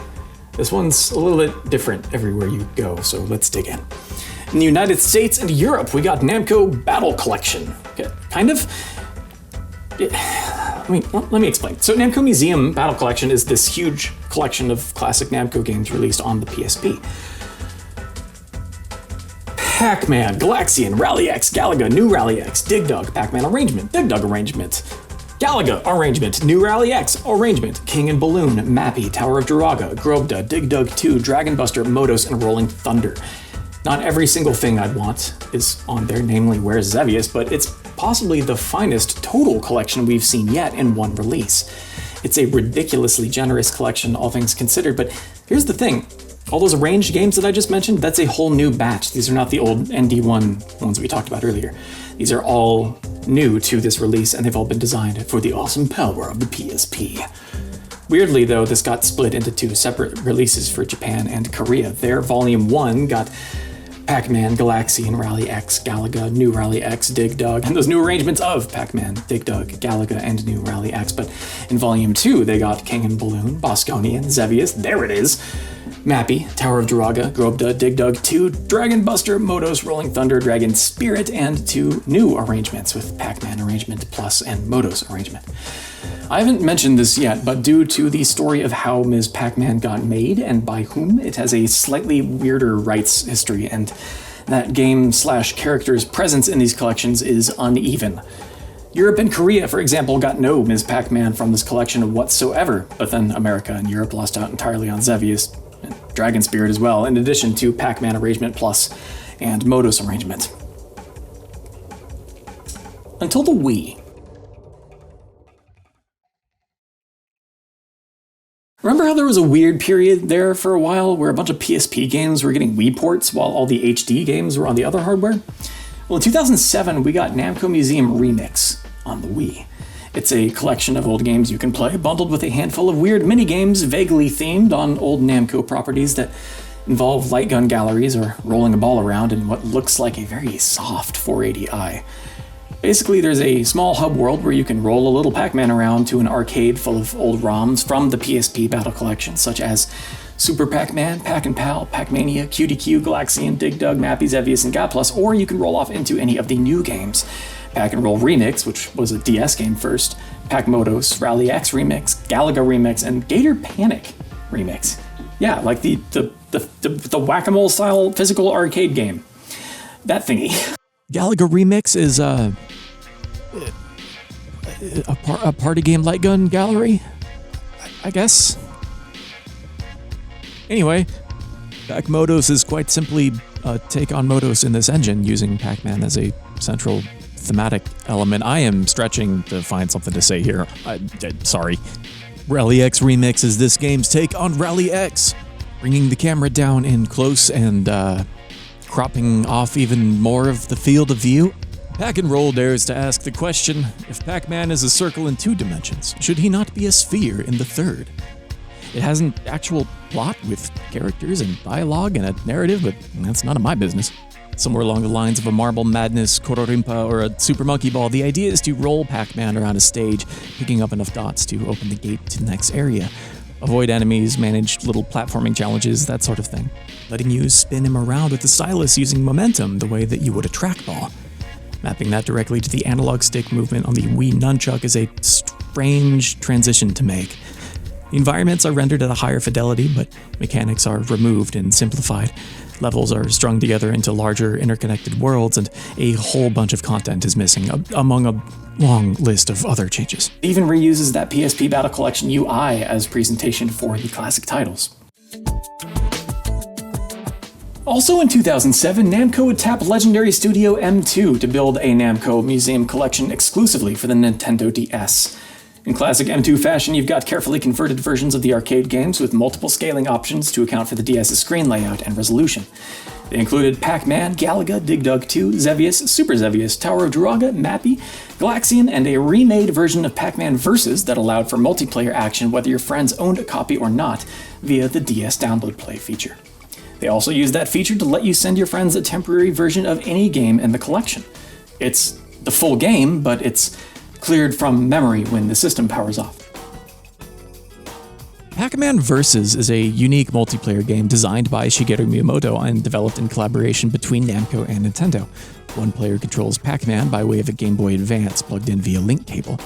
The other players then control the ghosts using normal controllers and the TV. Originally released in Japan as a Club Nintendo membership prize, then in North America as a second disc with a few GameCube games, iNinja, R Racing Evolution, and the Player's Choice re-release of Pac-Man World 2.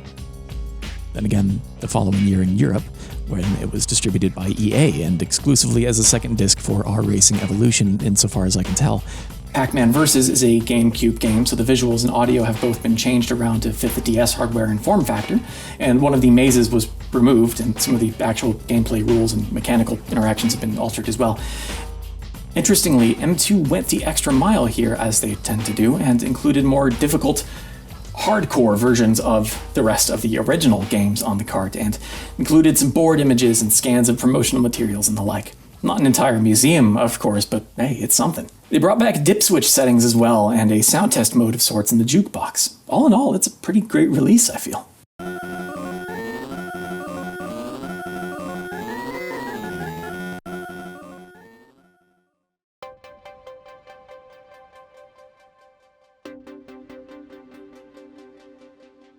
In 2008, a disc was released for the Xbox 360 containing a whole lot of video games. Namco Museum Virtual Arcade. This collection is split into two separate executables, the XBLA section and the Museum section. The XBLA section just loads up the Xbox Live Arcade versions of those classic ROMs, and still does so if you put the disc into Series X. Well, for the ones that are backwards compatible at least, which is not all of them, never mind. But they're on the disc, and if you pop this sucker into a 360, you can play them. Awesome. And they have great art and menus, but again, that artificially softened image quality is back. Mr. Driller looks like hot garbage. Also, every time you want to leave a game, it kicks you all the way back to the 360's dashboard because it treats the XBLA releases as separate .xbes or whatever. But the bigger draw here is the museum section.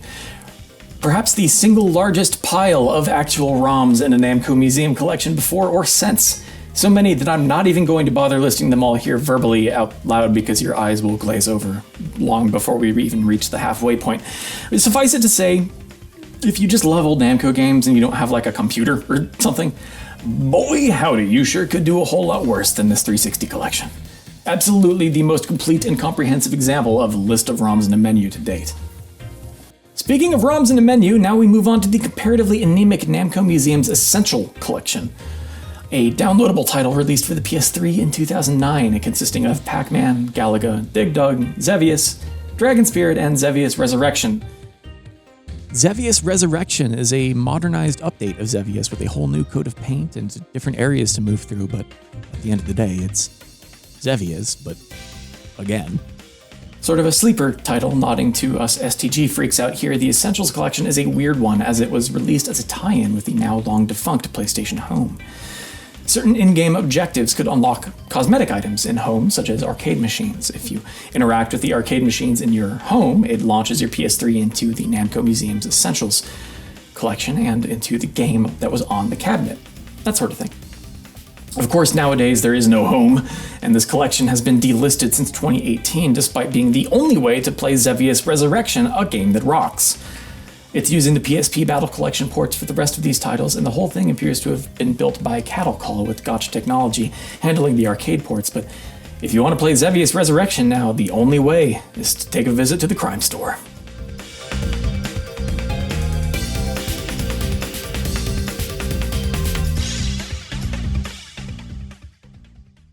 In 2010, Namco Museum Remix on the Wii got a re-release as Namco Museum Megamix, which is quite literally identical to Remix, but they've added a new Grobda remix, as well as a few more choice ports to the arcade of classic titles, with King and Balloon, Rally X, Bosconian, Galaga, New Rally X, Grobda, Dig Dug 2, and Modos. Otherwise, if you already have Megamix, you are missing nothing that was previously in Remix. Megamix is simply Remix with some more stuff. This 2011 collection contains ports of Pac-Man and Galaga that use the 3DS display tech to simulate a sense of depth while looking down at an arcade screen. Also included are ports of Galaga Legions and Pac-Man Championship Edition, and 2 new games, Pac-Man Tilt and Galaga 3D Impact. Pac-Man Tilt is a side-scrolling puzzle platformer that uses the 3DS gyro to allow the player to tilt the world from side to side, affecting both gravity and placement of platforms, not unlike Loco Roco, but with motion controls. Pick up enough momentum and Pac-Man rolls into a ball, leaning even harder into the physics aspect. Galaga 3D Impact is a first-person rail shooter in the tradition of Star Blazer or Galaxian 3, letting you aim with either the circle pad, the gyro, or some combination of the two. You have a standard blaster and a capture beam that can be charged to pull power-ups from enemies. It should be noted that neither Pac-Man Tilt nor Galaga Legion support the 3D function of the hardware. Personally, I don't care for the gyro functions in the new games or the awkward 3D perspective implementation for the old ones, but I do still think this is picking up, if only to have Pac-Man CE and Galaga Legions in your pocket. You can think of Galaga Legions as a Pac-Man Championship Edition treatment applied to Galaga. Here we now have a 16:9 playfield and vertical movement, paired with a bumpin' soundtrack and all the pulsing neon particle effects you'd want. In Legions, you have auxiliary option ships that you can place on the playfield to auto-fire in a set direction until you pick them back up. Shoot the glowing orb as is video game tradition and you'll capture the enemies on screen, recruiting them into a small armada alongside your options, firing dutifully until destroyed. For better or worse, we only have a few releases left to go from here on out as things really begin to thin out. In 2014, we have Pac-Man Museum on the PC, PS3, and 360. I captured this from a PS3, but generally it seems just really awkward to navigate, but emulated very, very well. We've got clean, sharp images all around here for Pac-Man, Pac-Mania, Pac-Man Arrangement 2005 from the PSP, Pac-Land, Super Pac-Man, Pac-and-Pal, the Genesis Mega Drive version of Pac-Attack, Pac-Man Championship Edition, Pac-Man Battle Royale, and Ms. Pac-Man, which was made available separately as DLC. I know, I'm trying not to talk too much about the individual games in here or else I'll be here all day, but the original Pac-Man Championship Edition is just peak. Pac-Man Championship Edition probably needs no introduction, but just in case, it's a 2008 reimagining of the Pac-Man formula from first principles with all kinds of different design considerations to make it an exciting, directed experience. It's got flashing neon lights and pounding music, and it's just so hard to put down once you pick it up. They've iterated on it with deluxe editions and sequels over the years, but this will always be the one that I go back to. This is peak Pac-Man, for me at least.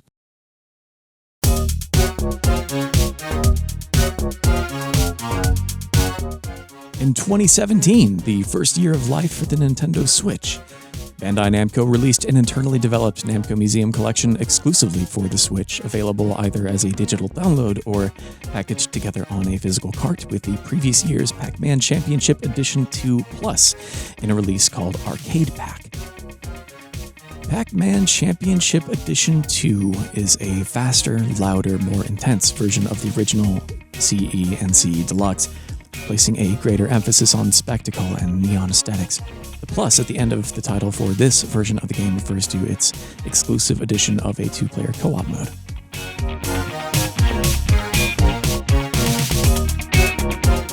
This collection, arguably the final Namco Museum collection of arcade games to date, consists of Pac-Man, Galaga, Dig Dug, Tower of Druaga, Sky Kid, Rolling Thunder, Galaga 88, Splatterhouse, Tank Force, Rolling Thunder 2, and a brand new remake of Pac-Man Versus. Splatterhouse is a horror-themed side-scrolling brawler that's caked in gore and viscera from top to bottom. It's brutal, it's grotesque, it's wet, it's bloody, it's jam-packed with glaring references to popular slasher franchises of the 80s. It's a pretty straightforward arcade game, and there's an excellent Digital Foundry video covering the entire series in depth if you're curious, but generally speaking, you're playing as a big beefy dude armed with his fists, his rage, and the occasional 2x4 or shotgun. You'll be marching forward and handling all kinds of nasty enemies and navigating traps and obstacles from stage to stage. It's so much further in aesthetic from many of Namco's other arcade titles of the era. So usually when Splatterhouse games find their way into a re-release, that re-release is specifically for Splatterhouse.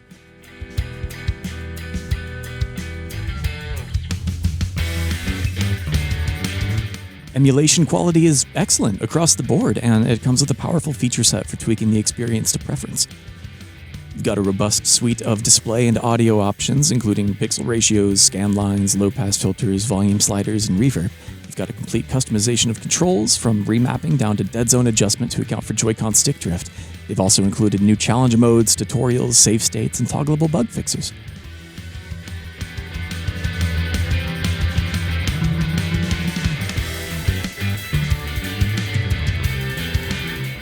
Now for the Namcot collection, aka the Namco Museum Archives. This came out in 2020 for all contemporary platforms. It's a collection of Namcot releases, which is to say, home console games, most of which are Famicom ports of arcade titles, but some are just original console games in their own right. In Japan, this was released as a 3-volume collection that only has Volume 1 on the Switch cart, making the rest DLC. In the US, however, they just split everything up into 2 executables and told us to figure it out. We've got 2 collections of classic Namco games, but it's not immediately clear that they're NES ports. Whatever. On Volume 1, we've got Dig Dug, Dragon Buster, Dragon Spirit, The New Legend, Galaxian, Mappy, Pac-Man, Sky Kid, Splatterhouse, Wanpaku Graffiti, Tower of Draga, Xevious, and an 8-bit demake of Pac-Man Championship Edition that defies all logical expectation. Yes, this will run on a real Famicom, and yes, it is arguably the best maze game ever made, but who can say? Who decides these things? Splatterhouse Wanpaku Graffiti is a Famicom game developed by Now Production. It's a cute chibi take on Splatterhouse, with all the gore dialed down to roughly 0 and adopting a much sillier, light-hearted tone. I mean, the boss fight of the first level opens with Dracula doing the literal Thriller dance. In play, it's very similar to the source material, but less abominable and more adorable. Volume 2's got Battle City, Dig Dug 2, Dragon Buster 2, Yami no Fun, Galaga Demons of Death, God Plus, Legacy of the Wizard, Mappyland, Metal Palace, Pac-Land, Rolling Thunder, and Super Xevious Campeonazo. Battle City is a Japan-exclusive Famicom sequel to Tank Battalion. Dragon Buster 2 Yami no Fun is a proper home console game, eschewing the first game's decidedly arcade roots for a more long-form experience. Complete with an inventory system and a more open-ended approach to progression, the dungeons themselves are quite sparse and oddly repetitive, but there's a lot going on here. Legacy of the Wizard is what they called Falcom's Dragon Slayer 4 when it hit the NES in America in 1987, after being ported from its original home on the MSX. The port was distributed on Famicom by Namco in Japan and on NES in the United States by Broderbund. Without any of the context of Falcom's existing Dragon Slayer series up to that point, Legacy of the Wizard hit the US video game audience like a bucket of ice water to the face. Instead, it just landed as an incredibly dense and perhaps overcomplicated search action game. Take all the haunting empty space of Metroid and jam every square inch with mazes, items, interactables, enemies, hazards, obstacles, you name it. You've got a grand total of 7 different characters to utilize, each with their own strengths, weaknesses, and unique abilities. Legacy of the Wizard is one of those games that I always thought was extremely cool and ambitious, but I've rarely spent the time and focus necessary to really get deep into the meat of that game. Mappyland is a side-scrolling platformer take on Mappy. Instead of one big self-contained mansion to run around in, you've now got several disconnected areas and floating platforms with items and enemies to contend with before you can move on to the next one. It kind of sounds like busy work, but once I get into a good groove with it, I have more fun with Mappyland than I do with Mappy. It makes for a sensible home console experience, giving Mappy the Pac-Land treatment and making a game that makes sense to sit down with for a while. Metal Palace is a puzzle game for the NES and Famicom developed by Game Freak. That's right. The Pulseman people. Distributed by Namco in Japan and by Hudson in North America, Metal Palace is a game about maneuvering a little guy around a screen full of different tiles and enemies that all interact in different ways. It's difficult to explain and kind of hard to pick up and jump into without any prior context, but it did help launch Game Freak as a viable commercial organization, and now they've been making Pokemon almost exclusively for like 30 years, so I guess it worked out okay. Super Xevious is an update to the original game, sold as a conversion kit for existing cabinets. It's more difficult than Xevious. There are more enemies, more projectiles, everything is faster, more intense, and there are a bunch of new enemies, including boss fights of a kind that feature Galaxian flagships. In short, it's a harder remix of Xevious. Or at least, that's all the case for the arcade game. Super Xevious Goptonazo on Famicom is a completely different beast. Super Xevious Goptonazo is the fourth Xevious game and a Famicom exclusive. Gop shifts focus to a more Duraga-oriented design, placing an emphasis on action puzzle solving. Each stage requires the player to solve a manner of puzzles or complete some secret task, looping the stage until the conditions are met. If you know what to look for in advance, it's a lot of fun because it's full of weird little power-ups and unique abilities. However, it was received somewhat negatively at the time due to being, well, extremely weird, a little clumsy, and brutally difficult. This is a weird release. When it first came out, I used it just as a way to play Xevious on PS4, and then I dug deeper for this video and started to get slightly more interesting. After all, I couldn't even get proper controller or display support working for the Steam release. I had to use a keyboard and a window, just like the pioneers did back in the old emulation days. Game availability for this release is broken down between the Japanese and international versions. Exclusive to the international release are Dig Dug 2, Dragon Buster 2, Legacy of the Wizard, Mappyland, and Super Xevious Goptonazo. Exclusive to the Japanese release are Digital Devil Story Megami Tensei, Family Circuit, Family Jockey, Kaiju Monogatari, King of Kings, Metro Cross, Namco Classic 2, Quest of Key, Star Luster, Tenkaichi Bushikaru Nagoro, Bakure no Boken Toku no Kage Densetsu, Wagyan Land, Warp Man, Family Pinball, and Yokai Dochuki. There's a good chunk of these we have not covered yet, so let's dive in. Oh man, okay, so in 1986, the first in a series of sci-fi horror novels called Digital Devil Story were published in Japan, written by Aya Nishitani and illustrated by Hiroyuki Kitazume. The following year, Atlas released the first Megami Tensei RPG for the Famicom, published by Namco. Obviously, Shin Megami Tensei and its various spin-off series have become a colossus in the wake of the last few Persona games, but this is where it all began. At once a brutal dungeon crawler and a monster collector, you'll gather a party of demons and make use of their power in turn-based battles through an RPG that leans on a password system instead of a save battery. Not to be confused with Family Circuit, the first in a series of open-wheel racing games from Masanobu Endo & Co., designed to cater to players of any and all levels of skill and experience. In the long tradition of Famicom horse racing games, Family Jockey is Namco's entry. Your job is to help steer and direct the horse as it circles the track, carefully managing stamina to race hard and fast without getting exhausted. Known in English as Shell Soar's story, Kaiju Monogatari is the first RPG in what Hudson would later turn into a series. You roam the land with your 3 Shell Beast companions on a quest to stop the Demon King. The second of 2 Tosei-developed golf games for the Famicom and Game Boy. In this sequel, you can create your own golfer and play on 3 different 9-hole courses with a few different multiplayer modes. Quest of Key is a fascinating spin-off of Tower of Jiraga, where you play as Key in a side-scrolling puzzle platformer featuring 60 floors separated by doors instead of stairs. Now, don't think about that too much. Key has an infinite jump, but she drops like a rock once you let go of the button. Tenkaichi Bushikaru Nagoro is an early one-on-one fighting game developed by the aptly named Game Studio, where the player's stats go up with combat experience from fight to fight like an RPG. Game Studio, for the record, is Masanobu Endo's company. Masanobu Endo being the designer of Xevious. Bakure no Boken Toku no Kage Densetsu is a top-down action-adventure classic for the Famicom featuring a wide open world with arcadey real-time combat and a ton of exploring to be done. Hey, it's Wagyan Land! The first in a series of adorable side-scrolling platforms by Now Production where the levels are broken up by interstitial word games and trivia challenges. Wagyan would go on to star in several more titles across the Famicom, Super Famicom, and eventually Game Gear. Warp Man for the Famicom is an updated version of Warp in arcades, with increased graphical fidelity and new enemies that never saw a release outside of Japan. Family Pinball is a charming video pinball title with 4 different game modes, all jam-packed with Namco characters and themes that were removed when it was released in North America on NES as Rockin' Ball. Namco's first 16-bit arcade game, Yokai Dochuki, is a side-scrolling action platformer featuring 5 stages with multiple branching paths and endings that saw home ports to the Famicom and the PC Engine. Much like the Famicom remake of Pac-Man Championship Edition, Got Plus here is a brand new port done by M2 from the ground up for this release that did not exist before. I did want to mention the Namco DLC pack for Digital Eclipse's Atari 50 collection, partially because I know that if I don't, someone will bring it up, and partially because it's also very, very good. But not covering it for this video was a conscious decision.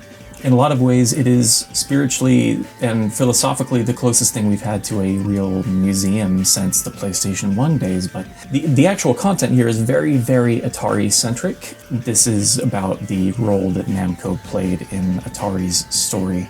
It's not necessarily a Namco Museum release in the way that we tend to think of those things, at least for the very vague boundaries that I have set for what does and does not qualify for this video.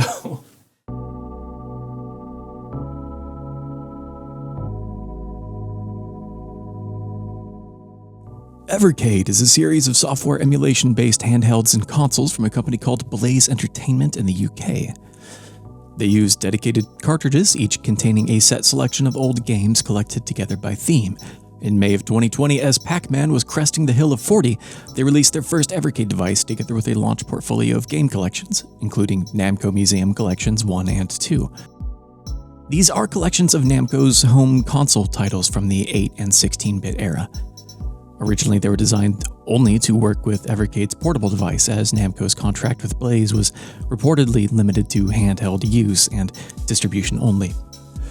However, a firmware patch half a decade later in April 2025 has since enabled their other devices to play these cartridges for reasons I can't find. Some of the artwork on the home screen is incorrect when played on newer Evercade devices as well, so I'm curious as to whether or not that's a rights issue too.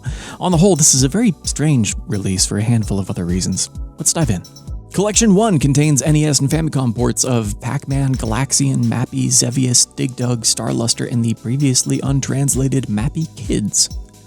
Then we've got Quad Challenge on Genesis and Mega Drive, and for Super Famicom we've got Metal Marines and the previously untranslated Libble Rabble. Mappy Kids is an innovative platformer exclusive to the Famicom in Japan.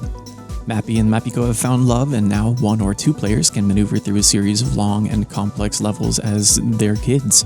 You have a huge jump with a ton of air control, and if you time it just right, you can kick enemies on contact, then use them as platforms, elevators, and other tools to more creatively make your way to the end of the level. After that comes the slot machine that determines what minigame you'll play before the next stage for a total of 16 stages. Quad Challenge, also known as 4-Tracks and Mega Tracks. Here we have a home port of Namco's 4-player 4-wheeler for the Genesis and Mega Drive. It is admittedly a rough approximation of the source material, and it is pretty light on content. Battle Cars is a Super Nintendo game from the interactive arm of Malibu Comics, Malibu Interactive. Originally a North American exclusive published by Namco Home Tech, Battle Cars is a weapons-heavy Mode 7 kart racer set in a futuristic post-apocalypse.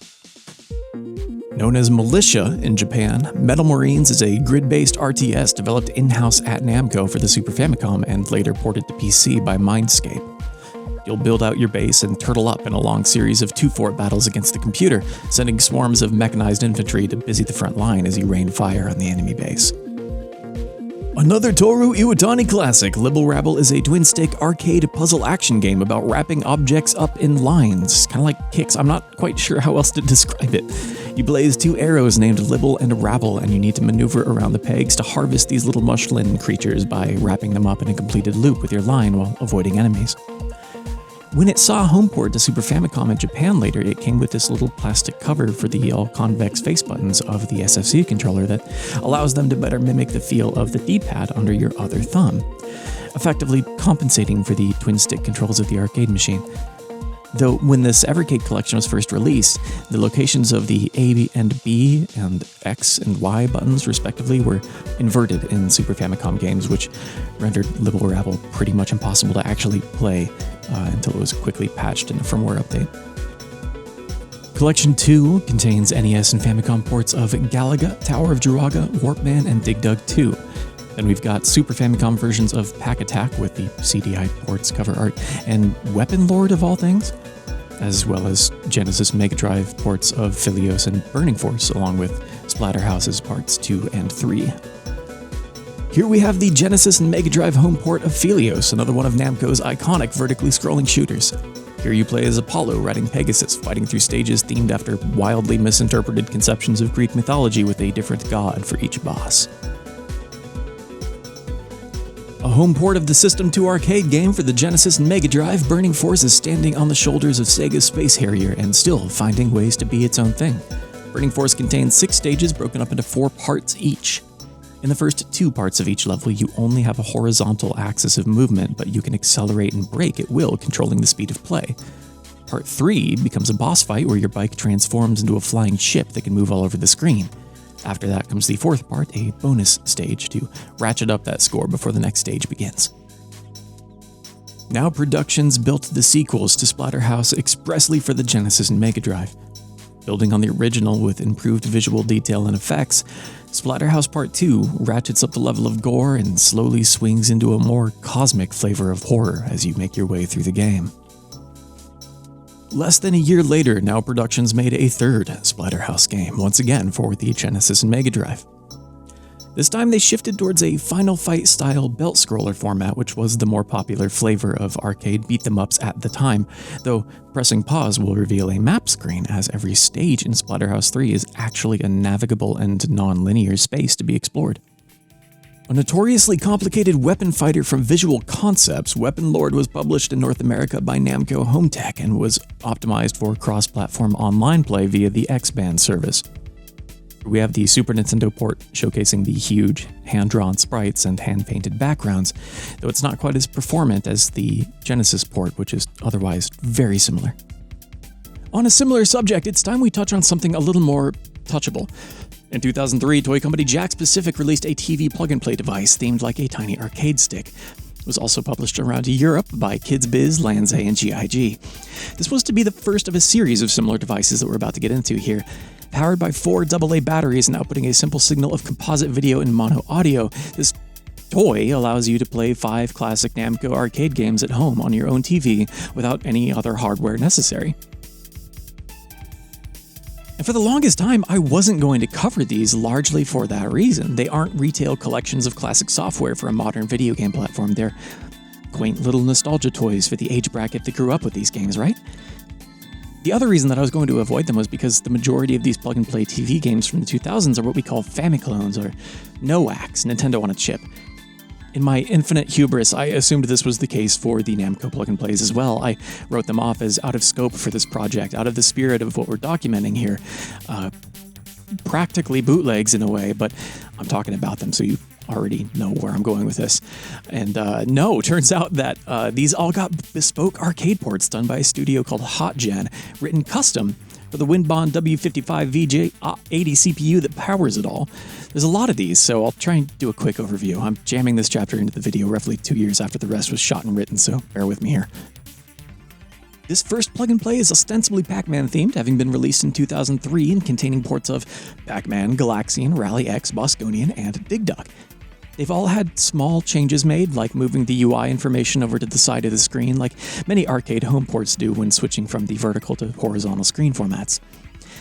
The opposite was done, however, for Rally X and Bosconian, allowing the play field to use most of the available screen space.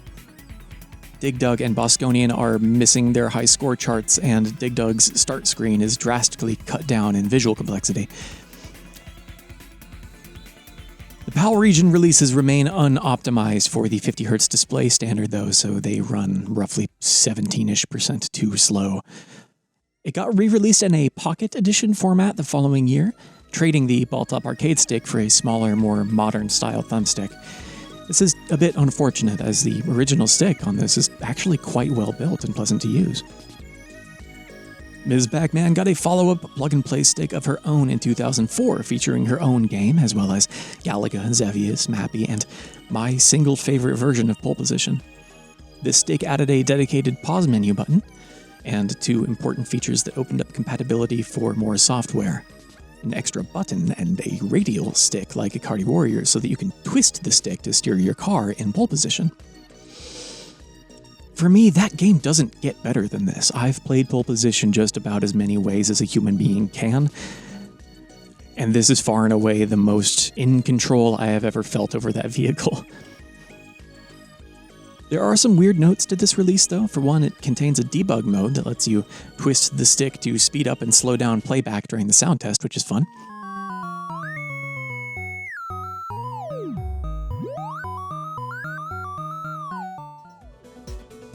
Otherwise, most of the things worth noting about this release are porting errors, glitches, behavior inconsistent with arcade originals, audio playback an entire octave off the mark, that sort of thing. Actually, that's a good rule of thumb for all of these. Plug and plays just assume problems with these ports. Pac-Man and Ms. Pac-Man do smooch in the They Meet cutscene now. Good for them. This got a few re-releases. A special teal version was made for TV shopping channel QVC that included Bosconian and New Rally X. Later the same year, it would see a redesign in the style of a cocktail cabinet that featured a wireless controller and the same game lineup as the QVC version.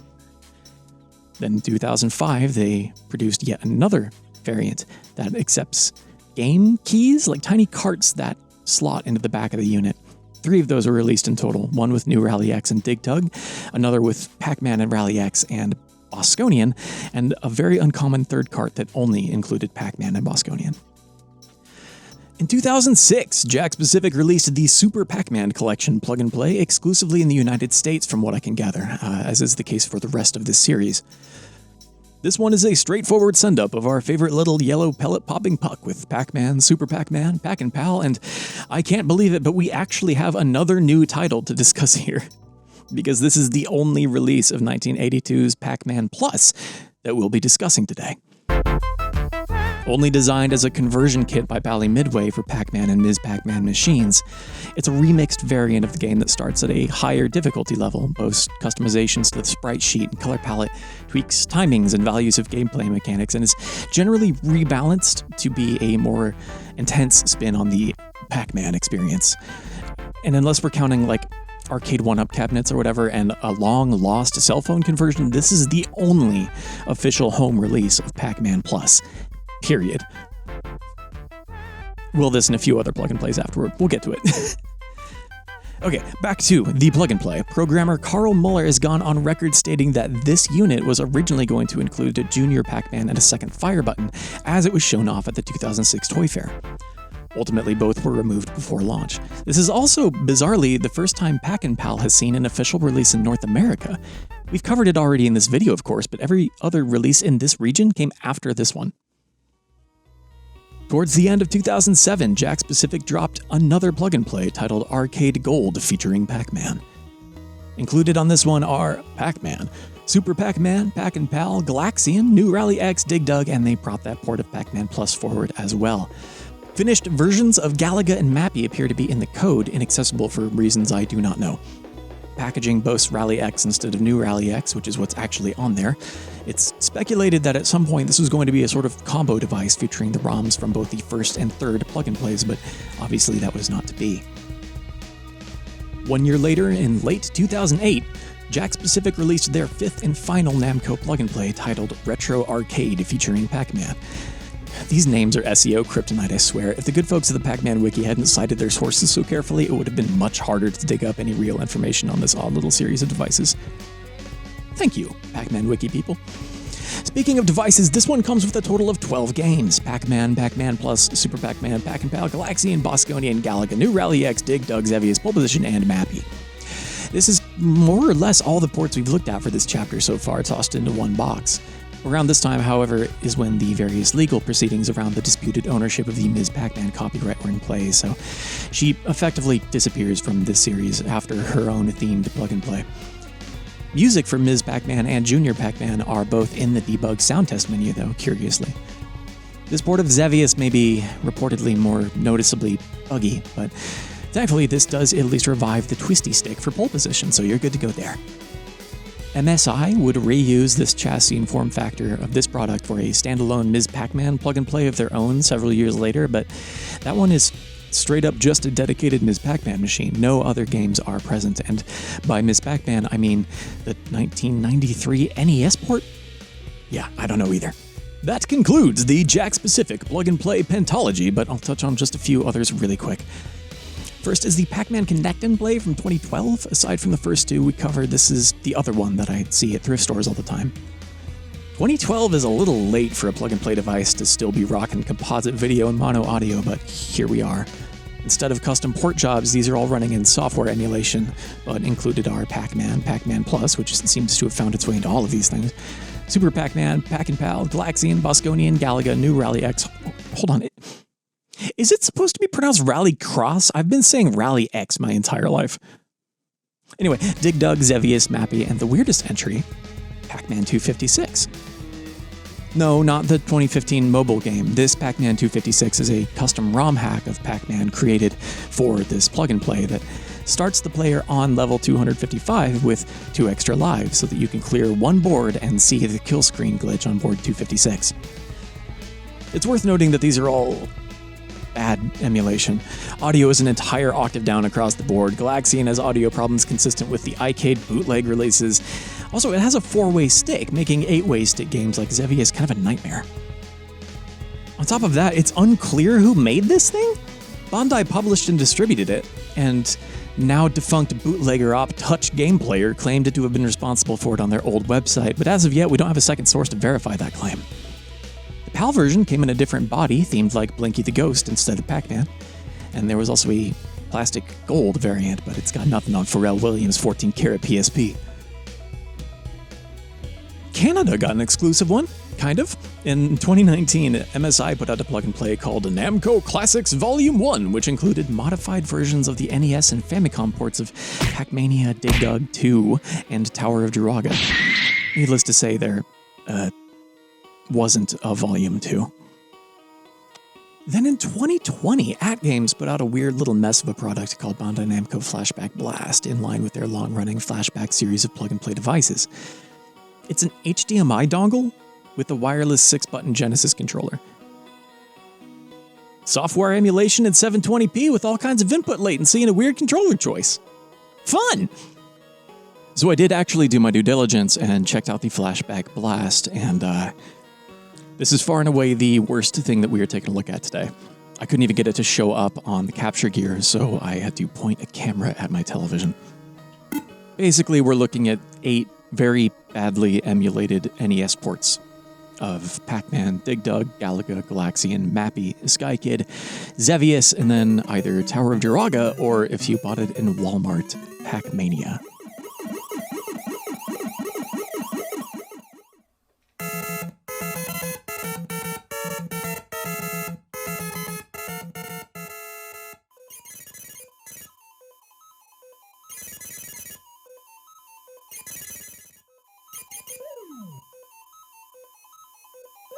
Now, who wants garbage? I will start by saying up front that the only reason I'm including this is because I've already added the plug-and-plays, so I know someone would have asked about this eventually. My Arcade is one of those companies that puts out licensed portable and tabletop emulator devices like this 10-inch tall toy from their Mini Player series. There are plenty of these for individual games, but this one literally says Namco Museum on the marquee, so here we are. It even arrived damaged, which is a good sign. On this infernal contraption are 20 classic Namco games.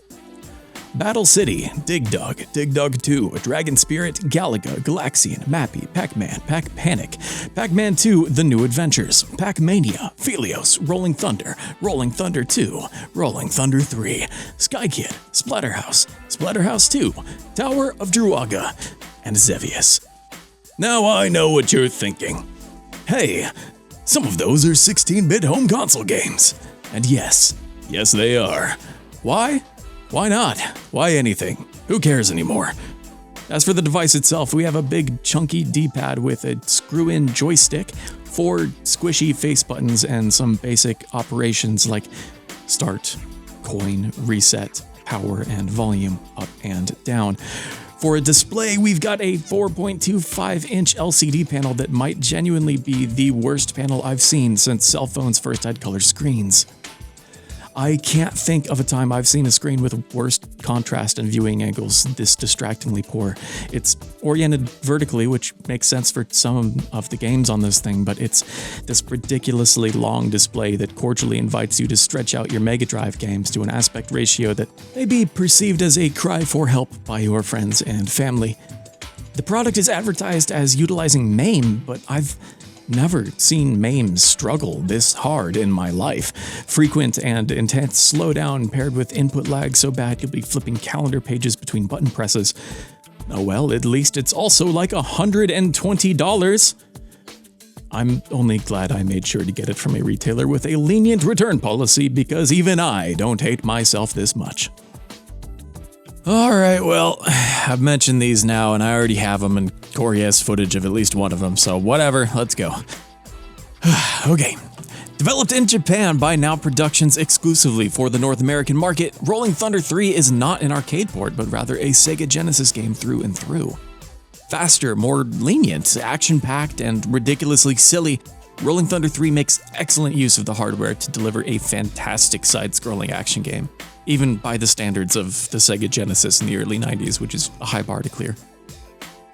Pac-Man 2: The New Adventures, or Hello Pac-Man as it's known in Japan, is not a video game, at least not in the traditional sense. Rather, it is, as described on the box, an interactive cartoon. You play the role of some manner of detached deity influencing the actions of Pac-Man through the power of digital suggestion. The appeal of these singular plug-and-plays can be pretty slim for most enthusiasts, which is why you often saw them sold in Walmarts to unsuspecting nostalgic unks. It's not terribly different from mass media's Namco Museum on N64 in that way, except these don't require the user to own any pre-existing hardware beyond a TV and a junk drawer full of loose Kirkland signature AA's. One of my best friends as a kid didn't have a dedicated game console, but he did have these first two Jack-specific Namco plug-and-plays, so that's all we had to play at his house, and that's where I fell in love with a lot of these games in the first place. These cheap, awkward little cash-in handheld devices are responsible for my falling in love with Namco all those years back, so in a roundabout way, they're indirectly responsible for this entire video. Okay, now with that all out of the way, let's keep talking about Pac-Man. Pac-Man Museum Plus was released in 2022 for PC, PS4, Switch, and Xbox, obviating completely the need for any previously existing non-plussed 2014 Pac-Man museums.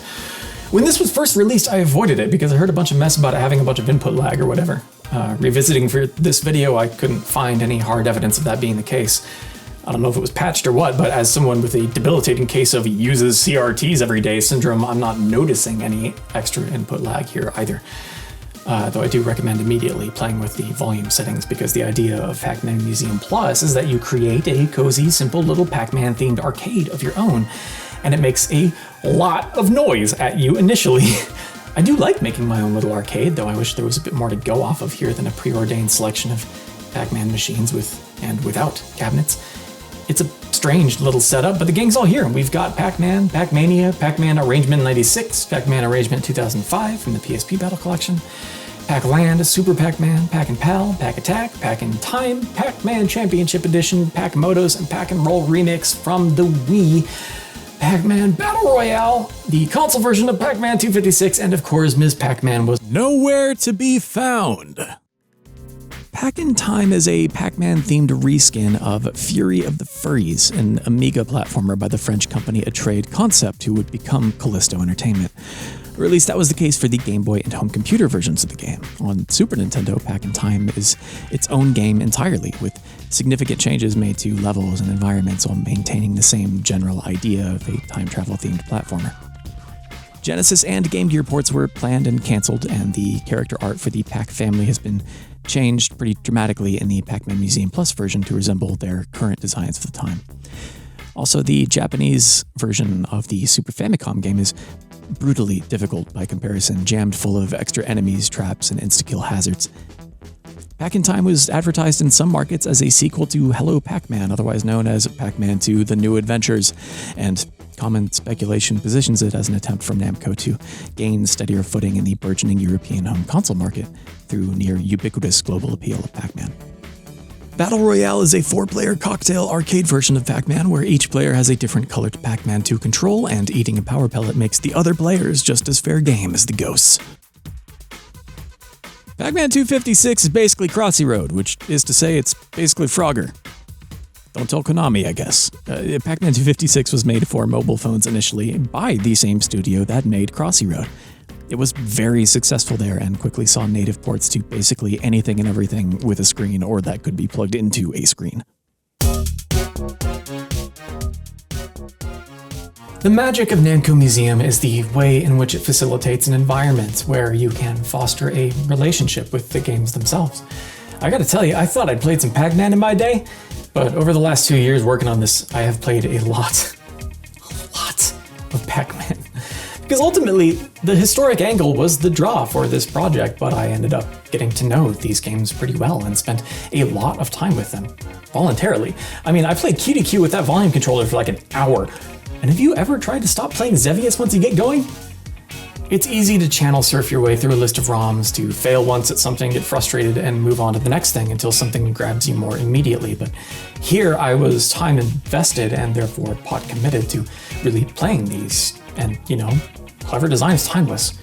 That's why Pac-Man Championship Edition is still fun when M2 demakes it on the Famicom. It's not as Jeff Mintery as it is on the 360, and that is a meaningful distinction to be made, but the game inside it is still excellent. If you approach these games on their own terms, I don't think you'll really even have to imagine yourself unstuck from time to add all kinds of for its day qualifiers to an assessment. I think you can just let yourself have fun with the cool electronic toy that someone very smart and impassioned thought really hard about for your amusement. It's like if UFO 50 was about the people that used to make Ridge Racer. Used to.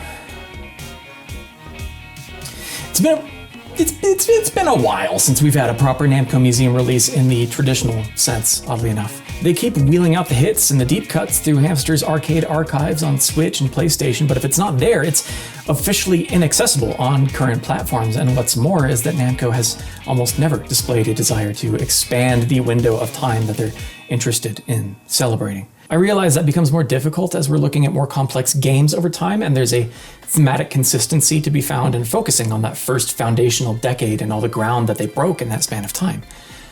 But the old is always new to someone, and Namco Museum has led many a kid to discovering all these different wonderful titles that paved the road for creative work to follow over the next half century and counting. That 50th anniversary collection is 20 years old now. 75's coming up. I also realized that the Bandai Namco that published Elden Ring is a dramatically different company than the Namco that developed and published, say, Klonoa. But I do hope that some way, somehow, we see these incredibly important works made more readily available and easily accessible, ideally in a way that can build them up with jubilant application of context and ephemera. So for now, as we roll through 2025, that's everything. That's the entirety of Namco's history as they publicly presented it through consumable media collections, at least as I've been yet able to gather. A lot of the information has changed over the last year or two as I've slowly constructed this project, and I'm sure plenty more will continue to change after the fact, but for now, this is everything. This has been as deep of a dive as I can provide you into the history of how Namco has chosen to celebrate their history over the last 30 years from 1995 to 2025. And I hope that internally they're working on something new, but I really have no idea what's happening over there. What I would personally love to see is more stuff like the Nam Collection they released on PS2 in 05. Give me more collections of recent Namco flexes. Obviously, the more modern games landscape is a wildly different thing than it was 4 or 5 PlayStations ago, but I would love to see like an Ace Combat collection, a Ridge Racer collection, a Tekken collection, a Mr. Driller collection. Klonoa has been dormant a long time, and I'm immensely grateful for the Reverie collection. Shout out to Wahoo Rat Boy, my beautiful little son. I'm not saying you need to put Mappy into a big platform agnostic live service game or whatever, but if you want to keep your classic works alive, you need to keep them around and available. And visibly so. I would give anything to see what an interactive, explorable Namco Museum could have looked like on like the Dreamcast, for example, if they had kept going. I can't help but wonder how hard it would be today to throw a bunch of emulator shells into an Unreal wrapper or something and just make a new Namco Museum that uses the style and concept of those first 5 PS1 museums to create some new huge liminal space where one can get lost in the mundane little details of scenery, or the kind of documentary work that we've seen from Digital Eclipse in recent years that could really elevate the surrounding material that provides the context for these games, the people who made them, and the world they made them for. I would love to see a modern Namco Museum release that's fully comprehensive, no expenses spared, no punches pulled. You know, the kind of thing that would never ever happen. Well, I wish for infinite wishes. All in all, the fact remains that I'm very, very grateful that Namco is still trucking along with us, even if they aren't as preoccupied with their own history these days as I apparently am. There is so much more detail that I didn't get into here, but I wanted to try and turn it back down to something resembling a watchable length. If you stuck through to the end here, thank you. This has been a long-running labor of love. Hopefully the next one won't be a multi-year deep dive on stuff I absolutely do not have the bandwidth to effectively cover like this one has, but regardless, it has been an honor and a pleasure to make this for you, and I hope it's been enjoyable. I have and shall continue to be Andrew Elmore. This is Mythic Resonance, and I'll see you on the other side of Inner Zone. Take care.